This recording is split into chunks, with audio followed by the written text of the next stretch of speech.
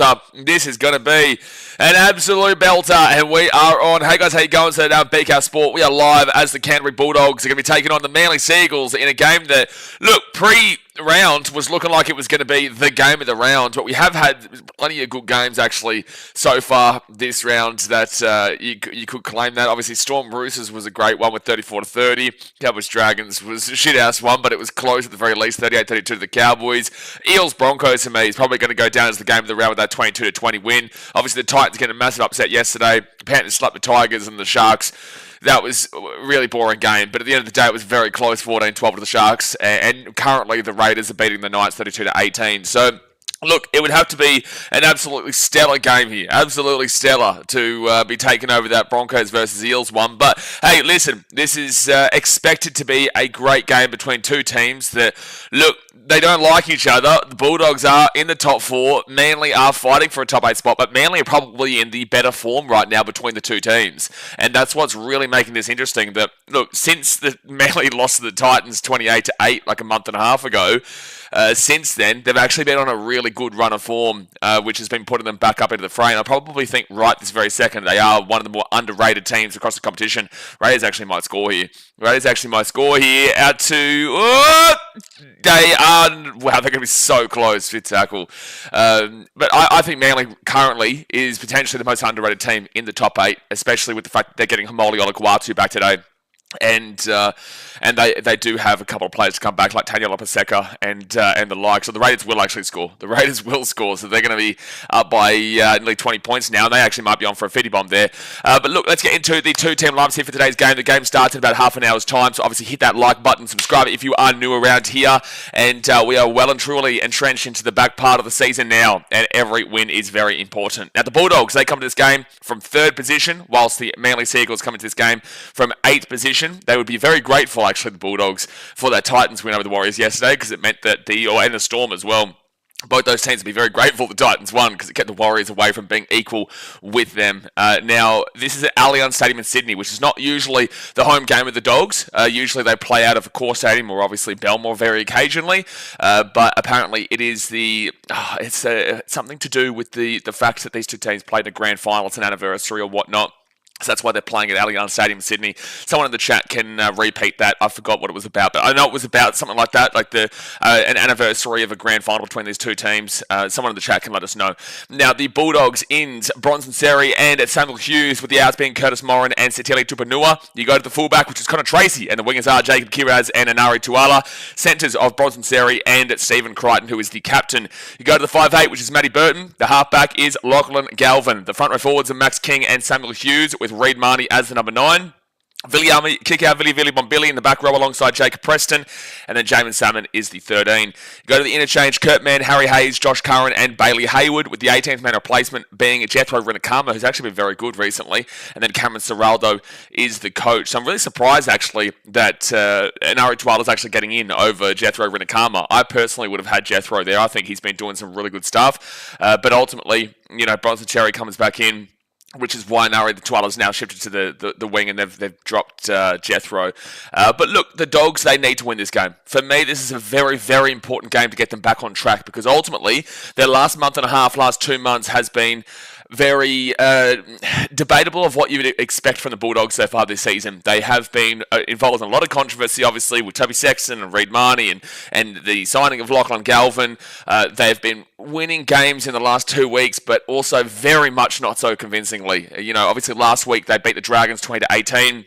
There was a couple of controversial calls against the Dragons in that game, but ultimately the Bulldogs did win that, with Galvin getting the assist down the left-hand side in the last minutes of the game. So, look, it's great the Bulldogs won that, but the Dragons are a bit of an absolute basket case at the moment. They are a basket case, and they obviously conceded 38 points to the Cowboys and scored 32 themselves. But the Dragons are a basket case. So, look, the Bulldogs should have been doing much better than last week, and I would argue the Dragons were the better team. They just couldn't get over the line. They've forgotten how to win, which is what a lot of teams do go through.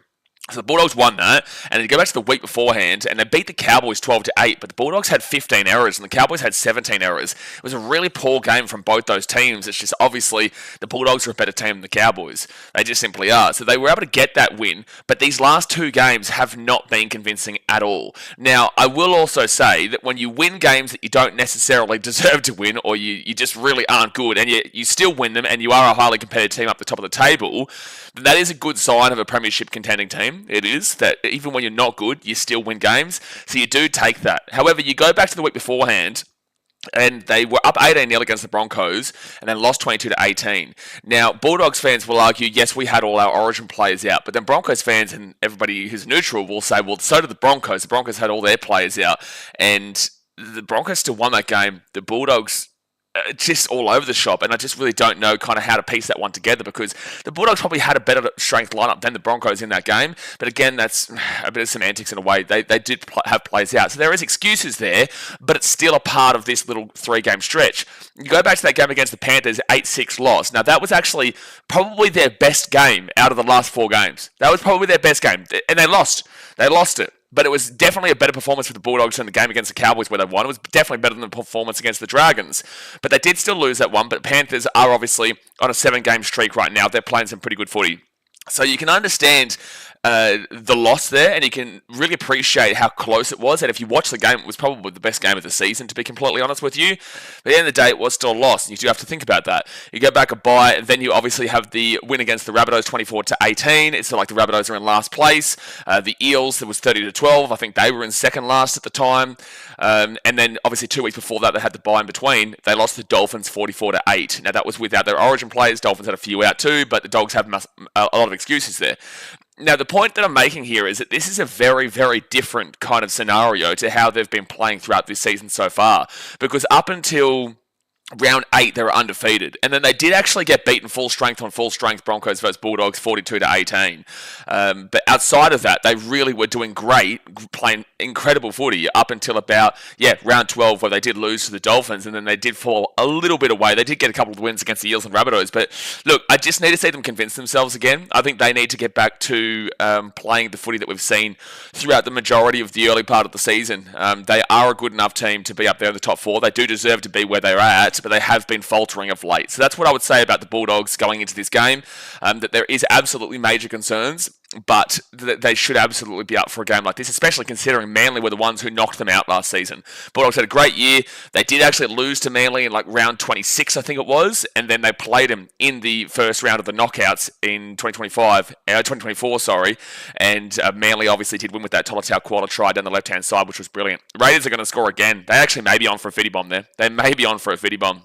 It's about to be 42-18. No, Bunker's coming in. So that's the Bulldogs. Let's get into Manly now. So the ins, Gordon Chankum-Tong and a massive in of Hamoli Olakawatu. The outs are Aaron Shuppy-Shupmeister and Jake Simpkin. The fullback is Lehigh Hopewade, with the wingers being Jason Saab and Ruben Garrick. Centres of Tolotau Quarter and Tom Trebojevic. You go to the 5'8", which is Luke Brooks. The halfback is Daly Cherry Evans, who is the captain.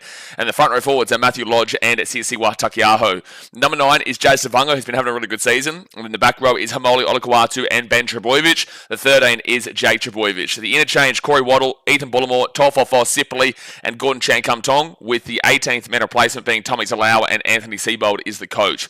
This Manly team has been on some really, really solid form of late. They've been on some massive form, which will definitely be worrying the Bulldogs in this game, because Manly have been piecing up results ever since that loss to the Titans. We go back and we have a look at the last week. They beat the Storm 18-16 in Melbourne. That is a huge result. Now, I understand that the Storm have a few outs, but they didn't have as many outs as they did against the Roosters. But the point of the matter is that was a massive result for Manly last week, and I knew they would be up for it. I actually tipped the Storm 1-12, but I said, look, Manly have a big opportunity to take a scalp here. They had a massive opportunity because that is a big rivalry game, which is kind of similar to what this is today.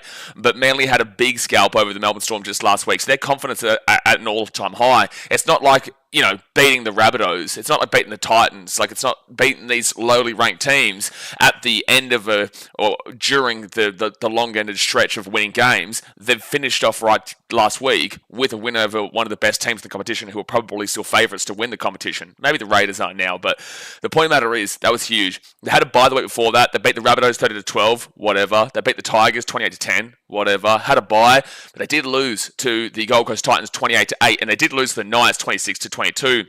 Which were two really poor performances after Manly had a really good win against the Broncos, 34-6 in Manly. So, look, their run of form over the last month has been exceptional since losing to the Titans. And they put a score past the Tigers and they put a score past the Rabbitohs. And that didn't convince shit. But that Storm game last week did really convince and brought them back into the fray. However, they do need to go and do it again here. They do need to... they've only just come off of a fraud alert, to be completely fair, on the ladder. They do need to go again and... did they call it? It was a try. They actually confirmed it. It was 44-18 to the Raiders. For Manly to really be convinced as a team that is back and underrated, they have to win this game today, or at least make it a genuinely competitive, really big game like that Panthers and Bulldogs one was. Because Manly do have a good team. They do have an international in Olakau'atu, Tolutau Kuala as well. Tom Trbojevic, obviously we know how good he can be. Luke Brooks has been having a good season. Cherry Evans, obviously we know the heights he's reached. Hasn't been having a great year, but he's been a lot more solid in the last month or so.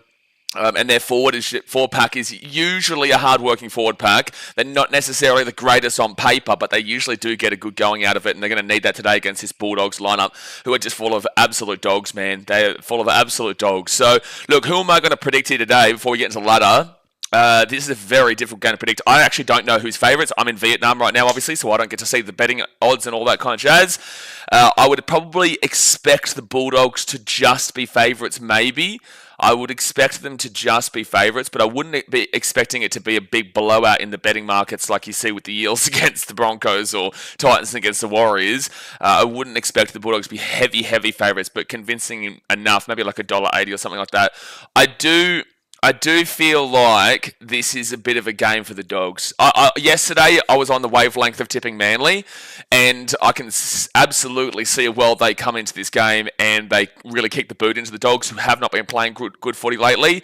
I'm going to actually trust in the Dogs here. I'm actually going to trust in the Dogs to get back to convincing ways and to power towards that back end of the season, because they really do need to do it. And if they lose here today and they come up with 15 or so errors like they did against the Cowboys and all that kind of jazz, you're really going to start to question if they can actually do it when it gets to the finals in a few weeks' time. Next week they play the Tigers, the week after they play the Warriors, and then they play the Roosters, the Storm, the Panthers, and the Sharks. That's a really, really difficult run home there for the Bulldogs. However, you kind of want it because you want to see how you're coming up against the best opposition in those last three games going into the finals, because that Storm, Panthers and Sharks stretch is really a crazy way to finish. So you've basically got like 7 finals games straight if you want to win the grand final there with how those teams are. So look, I'm going to tip the Dogs because I think this is a really necessary win here for them today. But I don't know how to call it. I really don't. It's probably 55-45 in favour of the Dogs, but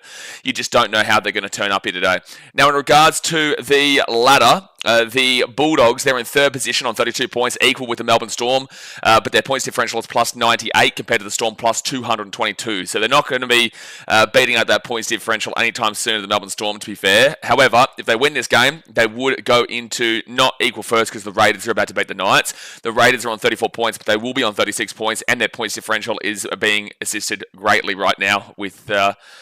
I think they might have just scored again. I don't know, this will be close, but they might be about to hit a 50 bomb. But the Raiders are going to be massively up on the points differential as well, and also 2 points clear regardless. So the Bulldogs win, they will go into outright second due to the Storm loss to Manly last week. But if they lose this game, however, they will stay in third position, but it will keep the Warriors within range of going above them. But at the end of the day, I really don't see the Warriors kind of jumping above the Bulldogs this season. I do have the Bulldogs as a bit of a better team overall, and the Warriors have got their own problems. We saw that yesterday when they struggled against the Titans, who always seem to beat the Warriors. But the point of the matter is that I think the Bulldogs probably stay safe there in third. So yeah, if they win, they go to second. If they lose, they stay in third. But yeah, the Storm will still be on their backs even with a win. Manly on the other end, they're in ninth position. They are desperate for a win here today. They've got a plus 60 points differential, and they're equal with the Dolphins. They're on 24 points. The Dolphins had their bye, so don't worry about that. If they win this game, they would go up to equal sixth with the Broncos and the Sharks. Now, the Sharks have a plus 23, and the Broncos have a plus 78. So if Manly won this game by 18 points or more, they would go above the Broncos into sixth position.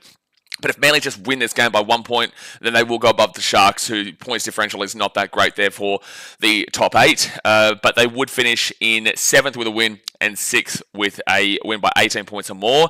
They lose this game. Obviously, this is the last game of the round, so they won't drop off anything, but they will stay in 9th position outside the 8. The Dolphins will be very grateful for that. So Dolphins fans are big Bulldogs fans today. But obviously, Manly would then still be within the range of the Roosters, who are on 22 points. The Cowboys, don't worry about them. They're 5 points out of it. They're just not going to be amongst it.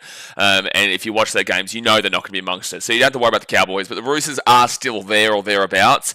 But they are also struggling as it is as well. So look, Manly would stay at 9th if they lose, but if they win, potentially 6th, but more likely into 7th, which would drop the Sharks to 8th and the Dolphins to 9th. But yeah, there you go. That is the game here today. Obviously, get your predictions in the chat. Let us know what your thoughts are, what you're thinking in regards to the game. It will start in about 15 minutes' time. This Raiders Knights game is about to finish up. It's 44-18 to the Raiders, which is a 34-26 point gap, which puts the Knights losing by 26 will put them at minus 116, so they will stay in 15th, but geez, they're getting down close to the Titans and Rabbitohs points differential now. They're actually quite... No, they'd be spewing the Eels 1. They would be absolutely spewing the Eels 1. Actually, the Titans fans, we're all spewing the Eels 1 too over the Broncos, because Titans would have been in 3rd last if if the Broncos had have won that. Damn you, damn well Broncos, buddy bastards. Fraud alert bastards, but it is what it is. But alright guys, hit that thumbs up button and subscribe. Let's get into the chat, see what you are saying, and finish off round 21 with a bang here, with an absolute bang-a-mundos. Bang-a-mundos. Move that there. Olivia Reed with the $8.33 donation. Get around you, Olivia. Says another day, another donation. Happy Spectrum Sunday. Spectrum Sunday is crazy. That's crazy. Warsol says they'll dial in for finals, no worries. Garrick been having a good last month. Yeah, look, Manly have been just having a good last month. They've been really impressive, especially last week. Like, that was a really impressive win last week, where most people had the Storm to win by a significant margin. Like I said, I thought the Storm would win, but by a close margin. I did think Manly would be up for it. I just didn't know if they'd have enough to actually get over the line. And look, the Storm did come home like a train, but they just couldn't get the job done. However, the Storm right now, last week's game, they didn't have Pappenhausen. I think maybe it was only Pappenhausen they didn't have, actually. I think it might have been only little puppy. Xavier Coates scored the hat trick. Let's have a look. Yeah, Nick Meaney was the fullback. They did have their halves and they did have their hooker, yeah. And was Nelson playing? Yeah, Nelson was playing, that's right. He got suspended. But that was actually a good win because, again, yeah, the Storm pretty much had their full-strength team. Like, no Warbrick and stuff, but that's a miniature position in comparison. The Raiders are going to score. Xavier Coates is going to score. Not Xavier Coates, I just read his name out, that's why I had it. But Xavier Savage will score, and they might actually put the fitty bomb on. No, it's got bunker. Oh, the bunker is going to come into play again. They're going to blue ball the living shit out of a fitty bomb here.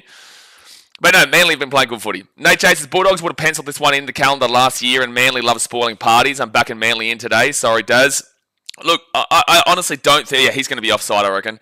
I don't think that this is an easy game to predict at all. Because Manly definitely have it in them. They definitely have it in them to win this game, but they also definitely have it in them to look like melts. That is what Manly have done a lot this season. And the same thing goes with the Bulldogs. They are not the convincing team they were at the beginning part of this year. Whilst says Tavanga loves playing against the Doggies, expect a big one from him today. Well, Tavanga's been great for Manly this year. You know, obviously I haven't really been a massive fan of how Lachlan Croker was the hooker. He was okay. Like, he was nothing spectacular. Yeah, it will be a no-try there for the Raiders. He was okay, nothing spectacular, but he's been doing a really good job, Jazz Tavanga, since coming across. But it says we could see it here. We could see what here? What are we seeing? Who are we saying? What are we saying? Waz Souls says a lot of multis got messed up on that Waz Titans game. Well, valid there, but at the end of the day, you know, for people who know, you know, the history in rugby league and they know like previous results and whatnot, the Titans are the Warriors bogey team at the moment. They just simply are. They have not lost in New Zealand, the Titans, since 2019. They won both of their games last year against them, 27-24 on Anzac Day and in Auckland, and then also 66-6 at Seabar Super Stadium. The only kind of win that the Warriors have had over the Titans in recent years was the one where Moaki Fotuaika got sent off in the 20th minute of the game, and the Titans still nearly won that game. The Warriors won it, but the Titans still nearly won it. So they just seem to play well against them, man. They seem to play well against them, and we'll see if the Titans can get a bit of momentum going into next week's game. But they play the Panthers, but the game in 2 weeks' time where the Titans play the Rabbitohs will be the big one for that bottom of the table area. Freeways Bulldogs -4. Sure, I think it's going to be a tough game, man. I think it's going to be a super tough game, so we'll see. But the Bulldogs just need to get back to better ways because the last 2 games have not been convincing at all. Nelly Turner says, congrats to Titans 2025 premiers. Yeah, thank you, Nelly Turner. You made that joke yesterday. Blessy says, that's crazy work Savage got there. Well, he's a very fast player. But the Canberra Raiders are 4 points clear at the top of the table. If the Bulldogs lose today, I would say that that's the minor premiership locked up for the Raiders because they still have a bye. If the Bulldogs lose today, that is the minor premiership locked up for the Canberra Raiders. They will be on 36 points, and the Storm of Bulldogs would then be on 32 points. Yeah, the Storm points differential is great, but there is only 6 games to go after this, and Raiders have a bye, so that means within those 5 games, the Raiders would have to lose 2 of them for the Storm to be able to catch up, and the Storm would have to obviously win out. So I'm not too sure. I don't think that Storm could do that, despite how good they can be. But again, that loss last week is really going to hit them hard. Ads Gain says they'll give it to them. Raiders always get the rub of the green. Oh, come on, man. No, let's be serious. There's no way. Firstly, that you're going to say that the Raiders are going to win a game against the Newcastle Knights based off of the rub of the green. And secondly, sure, the Raiders have gotten a bit of the rub of the green against the Titans in recent years, but no, we're not going to be coming for the refs on the. What? Are you just doing that because of their success, man? Is it only because of their success that apparently now are we jumping on the Raiders are getting everything their way brigade? Every year, if you're a top 4 team or a top 4 team, everyone who's not a top 4 team will say the only reason the top 4 teams are there is because they get the rub of the green. That's every single year. Now, I will say Belinda Sharp and the referees had an awful game in that Rabbitohs Sharks one last night, but, I hate this narrative, man. This narrative that if you're a good team, it means that the only reason you're good is effectively because you're getting the rub of the green. I think it's ridiculous. Mitchell says, just give the Raiders the minor premiership now so they can rest everyone in the second last round. No. You are still in that spoon bottle, Mitchell. You are still in that spoon bottle down there in the Tigers. Don't you try and get away from us, mate. This is your home. Don't you try and get away. You are still well and truly entrenched in it, son. You're well and truly entrenched. Don't you try and sneak away, son. We Titans play the Tigers in round 27. Do you play the Rabbitohs? Actually, that would be an interesting one. Because, the Tigers should win. I don't think the Tigers get the spoon this year, but you are amongst our battles, son. Don't you try and run away. That's not how it works around here, buddy. That's not how it works. So you got the bye. No, you play the Bulldogs next week. Yikes. And then you've got a bye. Then you play Manly. Oof. Your next 2 games are tough. Then you play the Cowboys, the Raiders, and the Titans. The Raiders will be a tough one. Manly and Bulldogs are tough ones. At least you got that bye, but Cowboys and Titans will be interesting. I do actually have us to beat you, Seabass, because I think we were the better team last week. We just forgot how to win, but then we remembered how to win yesterday some reason. That Cowboys game you should win, though. But the Cowboys can score a few points, as we saw recently. But you are well and truly with us, Mitchell. Don't you run away, buddy. Don't you run away. But then again, hopefully neither of us win it, and the Rabbitohs just stay where they are. But they've still got a bye. But again, that Rabbitohs-Titans game in 2 weeks will be the key telling point. All right, so we are close to getting underway here. About 5 minutes to go. Brocky Sports, hello, buddy. Hello, buddy. I tell you what, funny story this morning. So I ordered Grab, which is like Uber Eats here in Vietnam, or in Asia in general. It's called Grab. Uber never was able to get into Asia. And I ordered Grab, and obviously, it's a miscommunication in the translation, but in Vietnamese, I received a message, and when I translated, it said, can you grab food for me? So I ordered the food. I ordered the food to come for breakfast this morning, and I got a message from the driver saying, can you grab food for me? So I'm thinking, but I ordered the food from you. Why are you asking me for food? What, are you asking me to go down and get the food? Because then that would defeat the whole purpose of what I'm doing here on Grab right now. But then he sent, can you come downstairs and come get food? And I said, oh, so you want me to come and get the food off of you? He said, no, I want you to bring food. So welcome to Asia. That was a lovely start of the day, but ultimately he ended up going and getting the food, which is quite literally the job of what he was meant to be doing. But I was astounded that I was asked to go and pick up the food myself when I literally ordered it. It was like 2 kilometers away. But it says rabbits can win their 40th spoon. We don't care. How many spoons do South Sydney have? I don't know, because I know the West Tigers merger has about like 24 of them, but how many wooden spoons do the Rabbitohs have? They have 8 times. Yeah, they won a few in those 2000s, 2003 and 2004 and 2006. Yeah, they were the days when I remember the Rabbitohs were just the easiest of easy beats. They were the Tigers, the 2000s. Jason should have borrowed his tuk-tuk. Well, there's not really tuk-tuks in where I am here in Vietnam. Not really tuk-tuk. It's all motorbikes or cars, really. It's not really, unless in different areas. Well, in Vung Tau, there's no like tuk-tuks and stuff. It's all cars and little mopeds, little bikes and stuff, which I actually prefer the tuk-tuk in the just getting from A to B. If you're going for long drives, then obviously not the tuk-tuk, but yeah, I should have gone down, jumped on his bike, because they all have motorbike. I think they get bikes when they work it. I think they actually get given, this Telstra ad. Oh my gosh, the Telstra ad's still going, lads. How are you still going? Get it off. Is this to the end of the season? Do they have like a contract to the end of the damn well season to play this every single game? Anthony says, do you think this will be a close game? Yes, I think this should be an incredible game. I think that based off of the form of Manly recently, they're coming back into it, and the Bulldogs obviously are a top 4 team that need to get back into it because they have not been great over the last month and a half, 2 months or so. So they do need to turn up here, and they really should based off of their ladder position and the way that they've been throughout the season. Gary says, g'day everyone, blowing Blaze, just saying Titans score, fantastic result. Mate, slap them. We slap them! We slap, man! What do you think? What do you think the Titans are known to lose? That's not how it rolls on the Gold Coast, mate. That's not how it rolls on the Gold Coast. That's not how it rolls on the Gold Coast. You got to start adjusting that mindset. Titans winners. Gold Coast Titans winners. Just got to start adjusting that mindset, buddy. Come on, Gary. You're better than this. You're better than this. Titans are profound winners. Look at the table, mate. Look at the damn well table. It's getting a bit ridiculous. I have to keep saying this, to be fair. Good evening, everyone. Get around your moat. Hey, we were saying your name at the end of that. I don't know if you were here yesterday when the Dragons game was on Friday, and you went to bed because the Cowboys scored again. But then the Dragons scored with like a minute and a half, 2 minutes to go. We're like, wake up, Mo! Mo, wake up! Wake up, Mo! Where's he gone? We thought you were going to miss out on the greatest comeback, but obviously you didn't because the Cowboys still won. Ryan says the number 1 for a reason. Exactly right, Ryan. You get it. You're starting to really get it. Gary says, are you still in Thailand? No, I've been in Vietnam for like 3 weeks now, man. I've been in Vietnam for about 3 weeks. I'm thinking about heading back to Thailand my mate won again. He's undefeated right now in the Muay Thai. So he's got a big fight in Bangkok coming up next week, which will be pretty cool. So I am considering going back. It's good to see that Cambodia and Thailand got like a ceasefire and stuff with their war shenanigans that are going on. But I'm probably going to head back there for a week or two, maybe this week. I think it's either next week or the week after he's fighting. So I want to go and watch that, especially in Bangkok.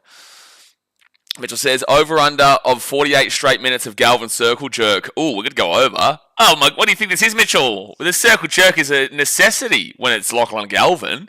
With Lachlan Galvin, Fox League and the commentary team, they have a contract that if you don't at least circle jerk Lachlan Galvin for 79 out of the 80 minutes, then you get fired. You get sacked. So, of course, you've got to be going the over there. 79 minutes is, here's my boy Emilio. Here's my boy Emilio. Get around him. Big old doggies fan Emilio. Gary says, come on, Seagulls. Yeah, tough game, man. Tough game. And this was the game of the finals, really. I thought this was clearly the best game of the finals last season between Manly and Bulldogs. It was so intense. It was so great. And to see Manly get over the line in the last 6-7 minutes of the game and knock out the Dogs was actually a monumental effort. And although Manly weren't good enough to go on and win the competition, that was a really high-intensity game. Most of the other games in the finals were pretty blowouty. And the grand final was okay. It wasn't anything special. I don't think many people will remember that grand final for a long time. You'll remember 2023, of course. You'll remember 2016. I think you'll remember 2019 based off of the based off of the controversy of it with the Raiders 6 again. 2015, obviously, but last year's one just didn't really get it going. The Eels-Panthers one wasn't great at all. Rabbitohs-Panthers was close a few years ago in 2021, but I think due to all the COVID shenanigans, it kind of ruined it a little bit. Mitchell says, only 79 minutes, he might sue you if you don't talk about it for the full 80. No, the other minute is talking about... No, you're right, no. Yeah, no, it is 80 minutes. Sorry, that's my bad. Well, I don't work for Fox, so that's why the contract stipulation there was a little bit of a confusion. You know, a little bit of a confusion. But Manly are out on the field. Manly are out on the field right now. Bulldogs are about to come out. A lot of fans here at the game. And especially, well, Manly... Actually, this is an easier game for Manly fans to get to. All they have to do is cross over on the Manly Ferry and then jump on the tram from... Oh, no, they've got to get the tram... No, yeah, just jump on the tram from there to Allianz compared to going all the way over to Accor Stadium. But Bulldogs fans obviously have to go a little bit further. All right, Bulldogs walking out. This is like a thing now. This is like a thing in regards to them coming out onto the field. They've made like a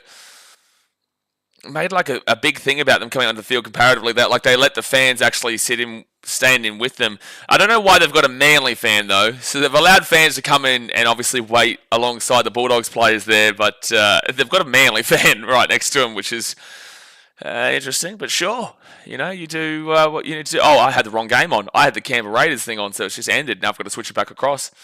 Well, hit that thumbs up button and subscribe. Game is about to get underway. And I think that, I'm backing the Bulldogs to get back to their ways, but it's going to be close. Geez, a lot of fans there. Good to see, though. Real good to see. Beautiful afternoon there in Sydney. And Lachlan Galvin, the first person on the screen. Of course, the circle jerk has started. The circle jerk has started, lads. The game has not even begun, and we've already gotten onto the Lachlan Galvin circle jerk here for the commentary. Mitchell says, does Marnie suffer from dwarfism? Okay, and that's how we're going to start the game off, are we? That's what we're going to do, Mitchell. That's what we're going to do, are we? Jason, I bet I forgot the scoreboard today. As if you forgot the scoreboard today. The scoreboard's always been refreshed, mate. The scoreboard was always been refreshed. See, right there. Like, it's already, it's on. The game hasn't started yet, so the second starting is a bit confusing, but we're still waiting for Ashley Klein to blow the whistle. Ashley Klein, the referee today, is scary. That is terrifying. Oh no, what are we going to do? What are we going to do? The Bulldogs will kick it off, and Manly will grab the ball here at the 5 through Luke Brooks and gives it off to Siwa Takiaho and gets the ball to the 13. I tell you what, my dad is such a passionate Manly fan that he's been trying to convince me over the last week or so. Second tackle Manly now to 22. Over the last week, Manly going to win the comp, obviously. And he's got a valid point in regards to Hamoli Olakau'atu coming back in and being a big, massive inclusion, but he keeps talking to me as if like Taniela Paseka is the greatest, literally the greatest front row forward in the game. He said, like he literally said the words to me 2 nights ago. He goes, oh, two of the biggest inclusions in the NRL, Olakau'atu and Paseka. And I said, Olakau'atu, sure, but Paseka, he was trying to tell me he's in the top 3 front rowers in the game. I said, you're off your rocker. You're off your rocker, champion. Paseka's a solid enough player, but like that was just a wild statement for him to try and allude that Daniela Paseka is in the top 3 props in the game. So first tackle now for the Dogs at the 25. Galvin will give it to Jacob Kiraz. He gets rocked in the tackle by Benny Trebojevic and Matt Lodge. Wow, that was a huge hit. Breton says, how was the Sharks not on scam, only losing by 2 last night? Well, they won by 2. But no, you can't put a team on scam after losing, after winning. Sorry, you can't put a team on a scam after the winning. But they were very close to going, buddy. Well, I was going to remember from the table. I wasn't even going to put them on scam. I was going to remove them from the table if they lost that game yesterday. But they did win. So Matt Burton will kick this ball away on fifth tackle at the 50, and it will be Jason Saab at the 5 who will bring it to the 12 or so, maybe 13 out to first tackle. Mitchell says, I agree, Paseka may go down as one of the greatest props of all time. Yeah, and I agree that you might go down as one of the most illusional people of all time. Just behind my dad. Yes, no, just behind my father. Third tackle now at the 30. And I keep saying to him, like, and this is the worst possible outcome for him. Like, they've been having some good form, and he'll start to really get that massive ego about Manly going and winning the comp. And I keep saying, mate, you lost the Titans 4 weeks ago. You lost to my team 4 weeks ago, and you lose to us is a problem. Just ask Warriors fans. Fifth tackle now for Manly. They're at the 33. And Ben Trebojevic gives it to Cherry Evans. And Sherians whacks that ball up. Not really much of a chase here from Manly, and it will be an easy one there for Connor Tracy at the 8, first tackle. Brenton says, I think we are getting the spoon. Our run home is horrid. I don't know, man. You've still got a bye to come. So do the Rabbitohs. You basically want us to beat the... You would want the Titans to beat the Rabbitohs. Oh, no, you wouldn't. You'd want the Rabbitohs. You don't want the Titans to win another game. No, it's not as easy as saying that. Like, we've still got to win one extra game. But again, we do play the Rabbitohs and also the Tigers, so there is a potential win out of those two games. We shouldn't be winning next week against the Panthers. So Max King, he'll be fit tackle at the 42. I think the Knights are definitely amongst it, but you just got to really hope we don't win a game. But if we do win a game, you'd want it to be against the Rabbitohs, so they stay below you, because your points differential is still about 30 odd better than them. So Leho Hopewade, he'll get this ball out to the 25 to the 30 on first tackle. I will say, though, the Raiders, again, they're not convincing in first halves, but it's like that Bulldogs game where they're up 20 on the first half and then lost the game 32-20 in the second half. It's like that game woke Canberra up, where it's like they don't really focus a whole heap on the first half, but they just put teams to bed in the second. So Matt Lodge, he'll get this ball to the halfway point, 4 tackle. Brent says, yeah, we only have the Eels and they're doing okay. Oh, no, I don't see the Knights beating the Eels. If they play like they did with Mitchell Moses on Friday night, then I don't see the Knights beating the Eels. I don't even know what your run home is, though, to be fair. And Manly chases one through, but Connor Tracy grabs this ball. He's lost the ball, but it goes backwards. Lucky for the... Was that a pass, or did he drop that ball? I don't know. That's a very risky pass if that was a pass there from Tracy, but sure, second tackle now at the 20 for the Bulldogs. 5 minutes in here. Gary says, I watched an NRL show last week and a former player said it's more of an achievement being selected for Origin than Australia. Thoughts? Yes, it is. Which I don't think anybody really wants, but at the end of the day, that responsibility for that to be a more... that's a bad set from the Dogs. They get this ball to the... Oh, this is going to be a good run, though. This is going to be a great run here from Burton. Oh, awful set turned into a miracle. He's at the 45 on Manly side of the field. He gets the ball offloaded to Anari Tawala, and Anari Tawala, he'll be 38 metres out here from the line, fit tackle. An awful set where they were 4 tackle at the 20 is now fit tackle at the 40 on Manly side of the field. So the kick goes up, and it will be an easy grab there for Leo Pawade at the 5, first tackle. The responsibility for the international game growing is actually not on Australia, which might be a controversial thought process here, but it's actually not. It is on Samoa, it is on Tonga, it is on, maybe not so much New Zealand because they hold their own weight. It is definitely on England, it is on Fiji, it's on all these countries to provide significant competition where Australians don't feel like they're just going to win every single tournament, which ultimately they do usually. Yeah, sure, New Zealand beat him. Oh, that's a bad play the ball. Yep, the Bulldogs will get the ball here at the 28. Manly make the first mistake of the game, and the Bulldogs are going to get an attacking opportunity 6 minutes into the game here. But look, if you want people to respect the Australian jersey more as Australians, then there has to be competition that makes Australians nervous. Yeah, you will look at New Zealand and say, yes, they make you nervous, but still, Australia normally will beat them. They still normally beat them, especially when it comes to World Cups. Australia's only lost one World Cup in history, and that was in 2008 against New Zealand. But ultimately, you need Samoa, Tonga, England that to actually beat Australia to provide that competition. And then once that happens, the international game will grow. Australians will care more because it's more about ego then, about getting back to being the team that everyone fears. But second tackle now for the Bulldogs at the 25, because Origin is very competitive, right? It's very, very competitive and very passionate, very different. So second tackle, and Jacob Preston, he'll get this ball 18 metres away from the line. Third tackle. Geez, a real intensity in the tackles here from Manly so far. Reid Marnie, he'll get taken down 10 metres out. I probably would have called a 6 again, and I didn't think Matt Lodge was square. Connor Tracy out to the left-hand side to Lachlan Galvin. Galvin to Jamin Salmon. Salmon across, and Max King, he'll be 5 metres out. Fit tackle, 7 minutes in. Fit tackle, 5 metres out. Reid Marnie off to Jamin Salmon. Salmon and Matt Burton. Burton off to Viliami kick out. Kicks it into the corner. And Lehigh Bawade doesn't get taken in the end goal. And it's going to be a penalty to the Bulldogs. What for? Oh, no, penalty to Manly. Okay, penalty to Manly here. I was surprised. I didn't understand why Manly were getting penalised. But no, it will be a penalty against the Bulldogs there against Bronson Terry. And Manly will get out of trouble. And that was good work there from Lehigh Bawade. So kick out. So what's actually happened here for Bronson Terry No, it was Viliami kick out. Is he offside? I don't know. What was the penalty for there, lads? I actually don't even know what. I mean, penalty for offside. So who are they calling the offside against though? Because they showed Viliami kick out. He was the one who ended up kicking the ball. No. Anyway, so it was an offside penalty, and Manly had the ball at 25. I actually don't know who they called. Oh, Cherry was offside. Okay, so the first one, but then they kept showing Billy, which was confusing me. All right, second tackle even Manly. Garris is in front of the kicker. No, I know what offside means, brother. I'm aware of what offside means, mate. So third tackle here at the 38. Brandon's Manly upset here would be interesting. I'm tipping Dogs, though. I don't think it's a massive upset, though. I don't think it's a massive upset. I'm just surprised that I just had someone try and tell me what an offside meant. Yeah, this is my first ever game of rugby league, man. I'm still trying to figure out the rules. Fifth tackle at the 48. My question wasn't about the offside. It was about who was offside, and I didn't see the offside personally. But anyway, Bulldogs now will get this ball here at the 5, and they're going to bring this ball out to the 20 through Connor Tracy. You never know with that sniffing chart. Yeah, sure, but I think if I didn't understand what an offside was... Oh, that's a strip. That's stupid from Jake Chaboyevich. If I didn't understand what an offside was, I guarantee that you guys would not be watching my streams because I shouldn't be streaming and shouldn't be covering the sport if I didn't understand one of the most basic rules of the sport.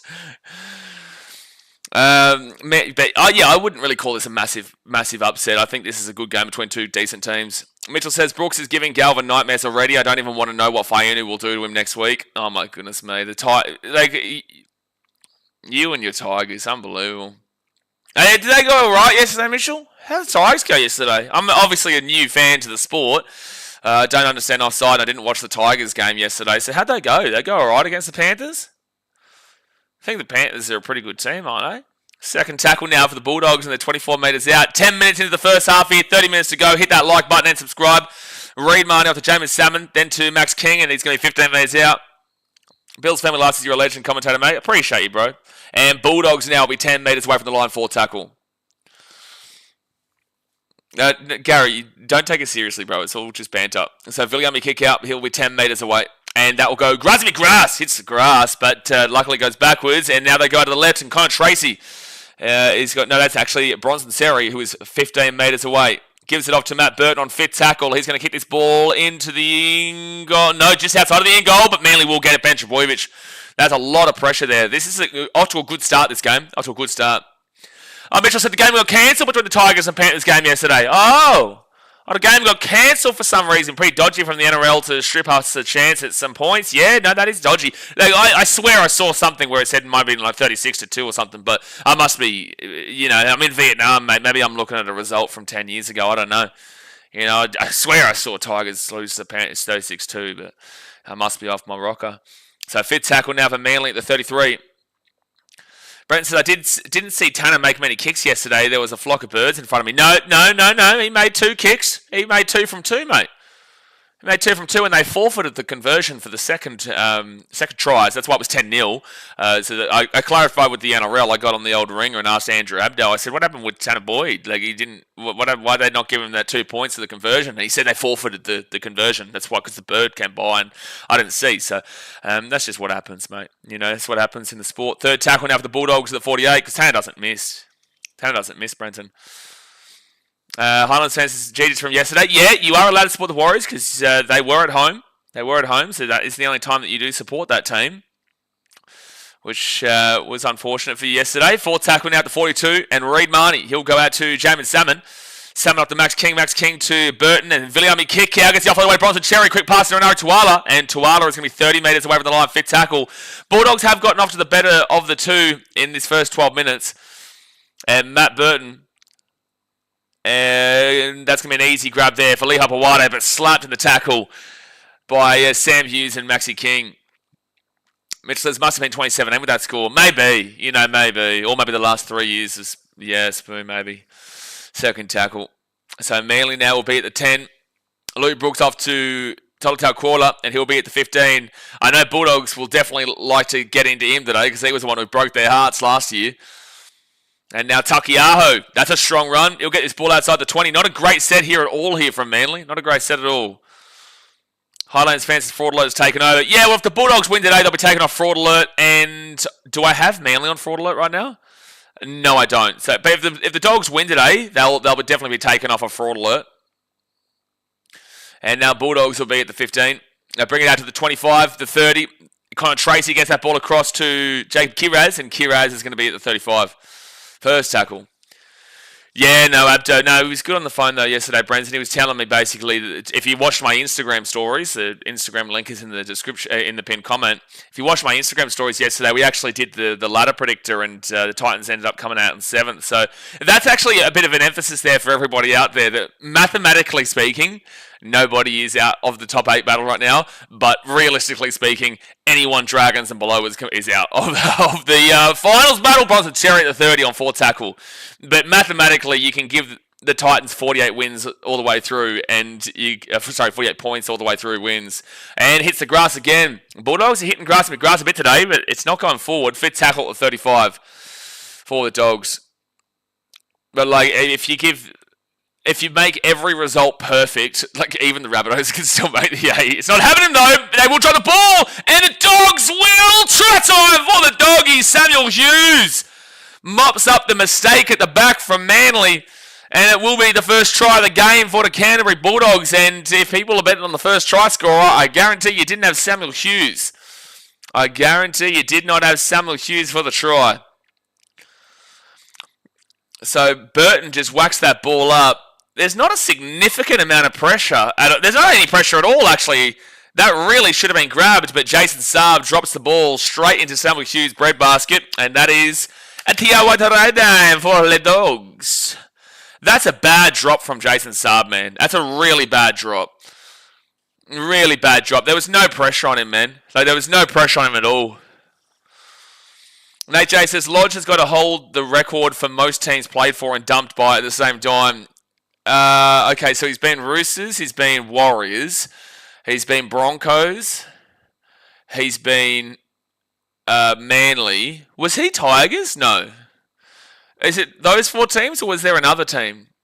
Manly, Warriors, Roosters, Broncos. Surely there's another team somewhere. I feel like Tigers are coming into my mind, but I don't know. Who was he at before his New York situation? Brendan says, Highlanders, what was you saying in the game before this in the Knights chat? Something about the Warriors beating the Titans 50 plus if you guys didn't have injuries? Did you actually say this? Highlanders fan? You actually say this? Do you realise that the Titans had no Tino Fa'asuamaleaui, no David Fafita, no Keanu Kenny, no Alofiana Kampuera, no Sam Verrills, and no damn well fucking Hope? Gee whiz, there's no way you're blaming the injuries. There's absolutely no way. And also, what injuries are you talking about? Okay, so Luke Metcalf, what injuries are you talking about? What injuries are you talking about? What are you... Wait, the Warriors would have beaten the Titans. The Titans is 17th place, mate. You should have your entire reserve grade in your team as a top 4 team and still beat the Titans. What world are you living in that it was only the injuries that meant that the Warriors didn't win by 50 plus? You haven't beaten us in New Zealand since 2019, and since 2019 we've had one good season, and that was 2021. And even with that, we had to rely on the Sharks and the Raiders to lose the final round. And here's the kicker. Here's a great little kicker for you.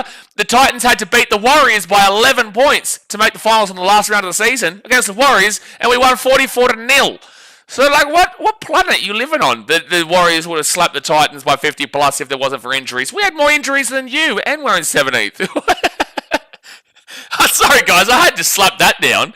That's a ridiculous comment. That's a ridiculous comment.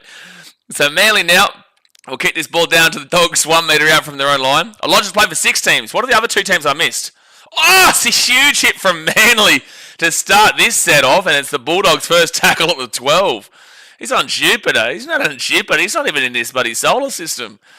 Max King, he'll be 12 metres out. What a hit there from Tola Takwala, Matt Lodge, and Ben Trebojevic again. They've started off with a bang on that side. And now Matt Burton will be at the 15, third tackle. But also, what stream was this on, by the way, Brenton? Because I wasn't here for the Knights Raiders game. So, fourth tackle for the Bulldogs, and they're at the 20. They give it off to Lachlan Calvin. And now the Dogs will be at the 25 fit tackle. I actually didn't do the Raiders Knights game because, one, I knew what the result was going to be, but also, secondly, I wanted to start up this game earlier so we could talk a bit more about this game half an hour before rather than immediately. Red Knight says this sub's 100th game. I'm not too sure, mate. You probably know more about that than me. So first tackle for Manly, and they're going to be at the 33 first tackle. Sherry Evans now off to Ruben Garrick, and Garrick will be at the 38. They haven't really been making a great deal of meters in this first 17 minutes, Manly. Oh, Night podcast, there you go. Nate J says Bronx, Roosters, Tigers, Manly, Wars and Dragons. Oh, I can't remember his Dragons days. I knew Tigers I got, but I forgot the Dragons. One, here we go. They've got no. Oh, okay, they've thrown the ball over the sideline. Okay, Manly are playing a bit Manly-ish. Manly playing a little bit like Manly of the, not last month, but the month beforehand. They're playing a little bit dodgy here, the old Manly Seagulls. Over the sideline, and Grassy McGrath has mopped that one up. The pass was on, but Saab was too far back. The pass was on, but way too far in front of him, that pass. And it'll be 17 minutes gone in the first half. Bulldogs get another relative attacking opportunity. Buddy, 50 plus. You're the biggest wish that ever did wisher. Biggest wisher ever. JC Smokes is Barnett, Berry, Metcalf, Lesnak, and no, come on. Lesnak did play, and Charles Neal-Klokstad did play. I'll give you the Barnett, Berry, and Metcalf, but Berry is also a tentative one because I know a lot of Warriors fans don't want him in the team. And the same thing goes with Lesnak, but he does get selected. I'll give you Metcalf and I'll give you Barnett. Egan went after 10 is fair, and Kate, well, lad. I'll get, again, 100% Barnett and Metcalf, but again, you're playing as a 4th place team against a 17th place team, whilst they have 6 players out. Bulldogs hit the grass, but it's still their ball. They kick this ball on fit tackle. It's a good kick, actually, but it will be Lehigh Bawada who'll bring this ball out to the 5. There is no excuses for the Warriors. There's absolutely no excuses for the Warriors, and you know it. If you would like to argue it, feel free to, but you're arguing as a 4th place team against a 17th place team that has won 1 game since the 4th round of the season, and that was against Manly about a month and a week ago. But, come on. DWZ and CNK still carrying injury. It's ridiculous. It's a ridiculous thought process, bro. If you think that should be included in that conversation, I can't help you. Because CNK was the fullback yesterday, and Dallin Watene-Lesniak is the winger. And at the end of the day, you are arguing against a 17th place team with no Tina Fasil Malawi, David Fafita, Sam Verrills, Loftus Khan Pereira, 40-20 here for Manly! 40-20 for Manly, and they had 5-6 players out. The 17th place team that had won 1 game since round 4. It's a ridiculous thought process. There's no excuses for the Warriors. Absolutely none. Absolutely none. But if you want to think there's injury excuses and stuff like that, be my guest. But it says less about your belief in your team right now than anybody else. It doesn't say anything about anybody else. It says a lot about how your fan base is trying to make up for a loss yesterday. Right? And I like the Warriors. But at the end of the day, facts are facts. And what we're talking about right now is that you're making excuses against the 17th place team that hadn't won a game. So second tackle now. And now the Manly Seagulls are 1 metre out. And the Watene-Lesniak and Chancellor Clocks have ones. It's a silly comment. Silly. But the other 2 I'm happy with. So Luke Brooks, he's going to be 13 metres out for the line, 4 tackle. 20 minutes into the game here. 4 tackle. JC Smokes says Fafita useless. He said himself, don't necessarily disagree, but at the end of the day, he's still one of the starting players in the team that wasn't playing in the game, and he has been. Hey, here you go. He's been niggling with an injury all season long. So that should go in line with your comments. So then now you're saying that injury doesn't count, but the 2 guys who did play yesterday with niggling injuries do count. It makes no sense. So Manly will catch the ball here, but it will be Bulldogs' ball at the 3. Gary says, great kick. That kicked my last comment into touch. I'm Manly not showing much go forward. But they really are. That 40-20 was amazing. The 40-20 was great. But outside of that, they have really been struggling for metres. Damn, it's getting dark right now. I should probably turn another light on. How's it looking? I know it's actually all right. All right, so it's now Bulldogs at the 10, and now there'll be 15 metres out, 3rd tackle. No, 2nd tackle. They get the offload away to Reid Marnie. Reid Marnie gets it to Lachlan Galvin. There might be some space here. And he's still going at the 30 on 3rd tackle. Good run. Nate J. Oh, Jay, that's... Jay, you done yourself dirty there. Yeah, Seb called it out too. You did yourself dirty there. Deary me. All right, so Manly now at the 15. That's the thing, like you have to reply to comments like that, and then people start to think that you've got like an ego behind your team, as if like the Titans are now world beaters because yesterday. No, I see that for what it is, and that's a bogey team thing. But you have to reply to that in regards to ridiculously stupid excuses for a performance that is aligned with how they've been playing for the last couple of months. Like it's just silly. 4 tackle now at the 42. Chicago Bulls says, how are you? Going all right, mate. Going all right. This is a good game so far. Bulldogs definitely been on top in the first 22 minutes of the first half. Manly just not making any meters, and Cherry Evans will kick this ball down into the corner where the Bulldogs will grab it at the 10. I just think ultimately Warriors fans just need to forget yesterday happened, but also need to rectify with their own thought process that this has been a bit of a trajectory over the last few weeks, last month. Second tackle now for the Bulldogs at the 25.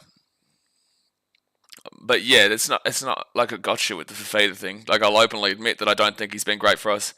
Doesn't change the fact though. So Stephen Crichton here is at the 45. It'll be 4 tackle. 4 tackle for the Bulldogs at the 50. They're making meters. Lachlan Galvin off to Matt Burton. But Manly's defense has been solid for the most part. They didn't give up a try off of their defense before. Lachlan Galvin, good step, and he's away. No, he's not. He's taking out the 30. 10% tariff, exactly right, Olivia. Tell him. So Matt Burton whacks that one up, and Manly chase it through, and good take by Lee Hopewade, and Hopewade will bring it out to about the 22. Good take under a lot of pressure there. Manly did not concede off of their defense. They conceded off of, you can argue it's probably off their defense, but it was off a kick that never should have been dropped. It was off a kick that never should have been dropped. No Bulldogs pressure at all. So I would lean the blame towards Manly rather than anybody else. Yeah, Lee Hopewade is having a really good game, Nath. And Cherry Evans with another 40-20 here. Another 40-20.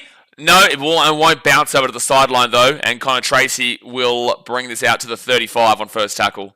That was a third tackle 40-20 attempt there. It is open. Like, Connor Tracy wasn't close enough to the sideline there. If it bounces in the right direction, that would have been a 40-20. It did have the distance on it. Highlands fan says, how would you feel if you were a Bulldogs fan knowing you can't beat a top 8 team? Well, the Bulldogs beat Raiders. The Bulldogs were losing 20-0 to the Raiders at half-time and won the game. Oh, good pass. Good quick pass there from Bronson Terry to Inari Tuala. It'll be 4 tackle here at the 40 now on the Manly side of the field. I do understand what you're trying to allude to. The Bulldogs haven't really played a great deal of the top 4. With that being said, though, the Warriors are a debatably top 4 quality team right now. And yeah, they haven't played the Storm yet. And they haven't played the Warriors. But they have played the Raiders, and they did win. They did win 32-20. Top 8. They have, again, I understand the discussion point, but let's just wait and see when the Bulldogs do play the Storm and the Warriors the first time. But again, the Warriors are very shaky at the moment. A lot of injuries apparently though. Third tackle now by Manly at the 30. And you'll give it Takiaho to the 42 on 4 tackle. Hopper being good at the bat. Yeah, the old Hopewade. So Cherry Evans, he'll get it out to Luke Brooks, and Luke Brooks will run it to Tolutau Kuola, and Tolutau Kuola looks for the contact, gets the contact at the 45 on the Bulldog side of the field. I'm starting to feel that the Warriors won't stay in the top 4. No, I disagree. I think they'll stay in the top 4, but the Panthers are breathing down their necks and the Broncos aren't too far away. But I do have the Warriors to still maintain their spot in the top 4. I do think that if they keep playing like they are of the last month and a bit, then they'll probably get bounced out in straight sets. But that's a bold comment, mate, because those teams, they won't win the first week against either the Storm or the Raiders, in my opinion, or even, to be fair, the Bulldogs. But the second week, I could definitely see them beating. I could still see them beating the Panthers. I'm not guaranteed them just yet. All right, so forward tackle now at the 50. Forward tackle at the 50. And now Reid Marnie, he'll go himself to about 38 metres out here from the Manly line. And Matt Burton, where it will be Jason Saab grabs his ball at the 10, first tackle. I do think this is a good game at the moment. It's high intensity. It is very similar-ish to that Bulldogs and Panthers game from about 4 weeks ago. 3-4 weeks ago. All right, Luke Brooks gets it off to Ruben Garrick, and Garrick is going to be at the 25 on third tackle. Nate Chase, I think the Wild's will be lucky to win another game before the finals. Well, I'd have to look at their draw, but I doubt it. And that's a penalty to Manly. We haven't seen a penalty for a while in this game. Or like a big-time penalty, and that one is a big-time penalty that will help Manly get out of trouble. Put them onto the relative attack. What's the Warriors draw home? They play the Titans again. Like, again, there's a bogey team thing there, but I feel like they could get us at home. Dolphins next week is tough. Bulldogs week after is tough. Dragons they should probably beat. Titans you'd expect them to beat. Eels will be tough because they're playing well with Moses. And then the Manly game will be tough in the last. So I can understand your thought process. The Warriors will struggle for the rest of the year, but I definitely think they've got a couple of wins still there. And it's not like that Eels game is locked up for the Eels at all. Like, they had a good game against the Broncos, but the Broncos have plenty of problems themselves. All right, so Manly now 40 metres out from the Bulldogs line, first tackle. Odd Papa says, ahoy, Dogs are up. Yeah, the Dogs are up right now, but still very, very close. Second tackle here for Manly at the 35. Yeah, Titans play Wilds against Seabus. Yeah, look, I would like to say that bogey team, that we get the win there as well. We have a good record against them. However, you would still go into that game expecting the Warriors to win. You still would, and especially with how much that obviously has hurt them so much yesterday. Out of the left-hand side, and nearly a knock-on, but Garrick does catch it. And Garrick will get this ball here to the 13 on fourth tackle. 13 minutes left of the first half. And Manly, they're 5 metres out. Gordon Chen-Kum-Tong! Oh my goodness me, he's half a metre short. Fifth tackle for Manly. Jeez, that was a bolster of a run from Gordon Chen-Kum-Tong. Not a good kick there from Ches, but Saab will knock it back. It's still Manly ball. It's still up. Jason Saab! He will be held up over the line, and it's going to be Dogs ball. No, not even over the line. It'll actually be half a metre short, so Dogs will get the ball half a metre out. I'm surprised that Manly didn't knock the ball on through that stanza. Saab knocked it back. If Trebojevic catches that, or I don't know, Cherry could have still knocked him over the sideline, but that was close to a try if Trebojevic was able to grab that ball. Yeah, this is a good game of footy, Mo. Like I said, this is very similar style to how that Panthers and Dogs game was a few weeks back, but that's a penalty to the Bulldogs coming off their own line at the 10, and that is a huge penalty to get themselves out of trouble. It's a very high-intensity game. Very high-intensity game, and that's what you love to see. And that's what the Bulldogs want as well. They want high-intensity games. Because, yes, they have a really difficult last 3 games in the competition, which will prime them up for the finals. But, like, at this point of the season, you just want every game to be like a finals game. You don't want any injuries, obviously, and you don't want to tire yourself out come finals. But they do have, I think, a couple of easier matchups after this before they end up playing against the Panthers in a few weeks' time. Because next week the Dogs will play against the Tigers, which is an easier matchup for sure. And then they play the Warriors, which you would lean with the Bulldogs there, but a tougher matchup. I'm not looking at just that simple one game, but they do need to get better otherwise. And then they play the Roosters away, which is a bit of a rivalry game there. Then the Storm. No, their run home is actually, yeah, the Storm and the Panthers, and then the last game of the season against the Sharks. Yeah, they do have a tough run home, and that's good for them. That's what they want. Knock on from Manly. So that's going to be a fresh set of 6 here for the Dogs at the 45 on Manly's side of the field. 0 tackle. They'll give it to Lock. No, that's... Who is that? That's Jacob Preston, and he's 42 metres away here from the line. Mitchell says, Manly playing with more physicality than New South Wales. 100% they are. 100%. Another 6 again here for the Dogs. Josh Curran, 35 metres out. Another 6 again. 0 tackle. And Viliami Kikau will be at the 30 now on first tackle. 10 minutes to go with the first half. Hit that like button and subscribe. 10 minutes to go. Bulldogs with a 1 set that's only the first set restart of the game, apparently. And now Jacob Preston will be at the 20 on second tackle. Dogs down here again, though. Manly's defense has been quite solid, but Dogs down here again.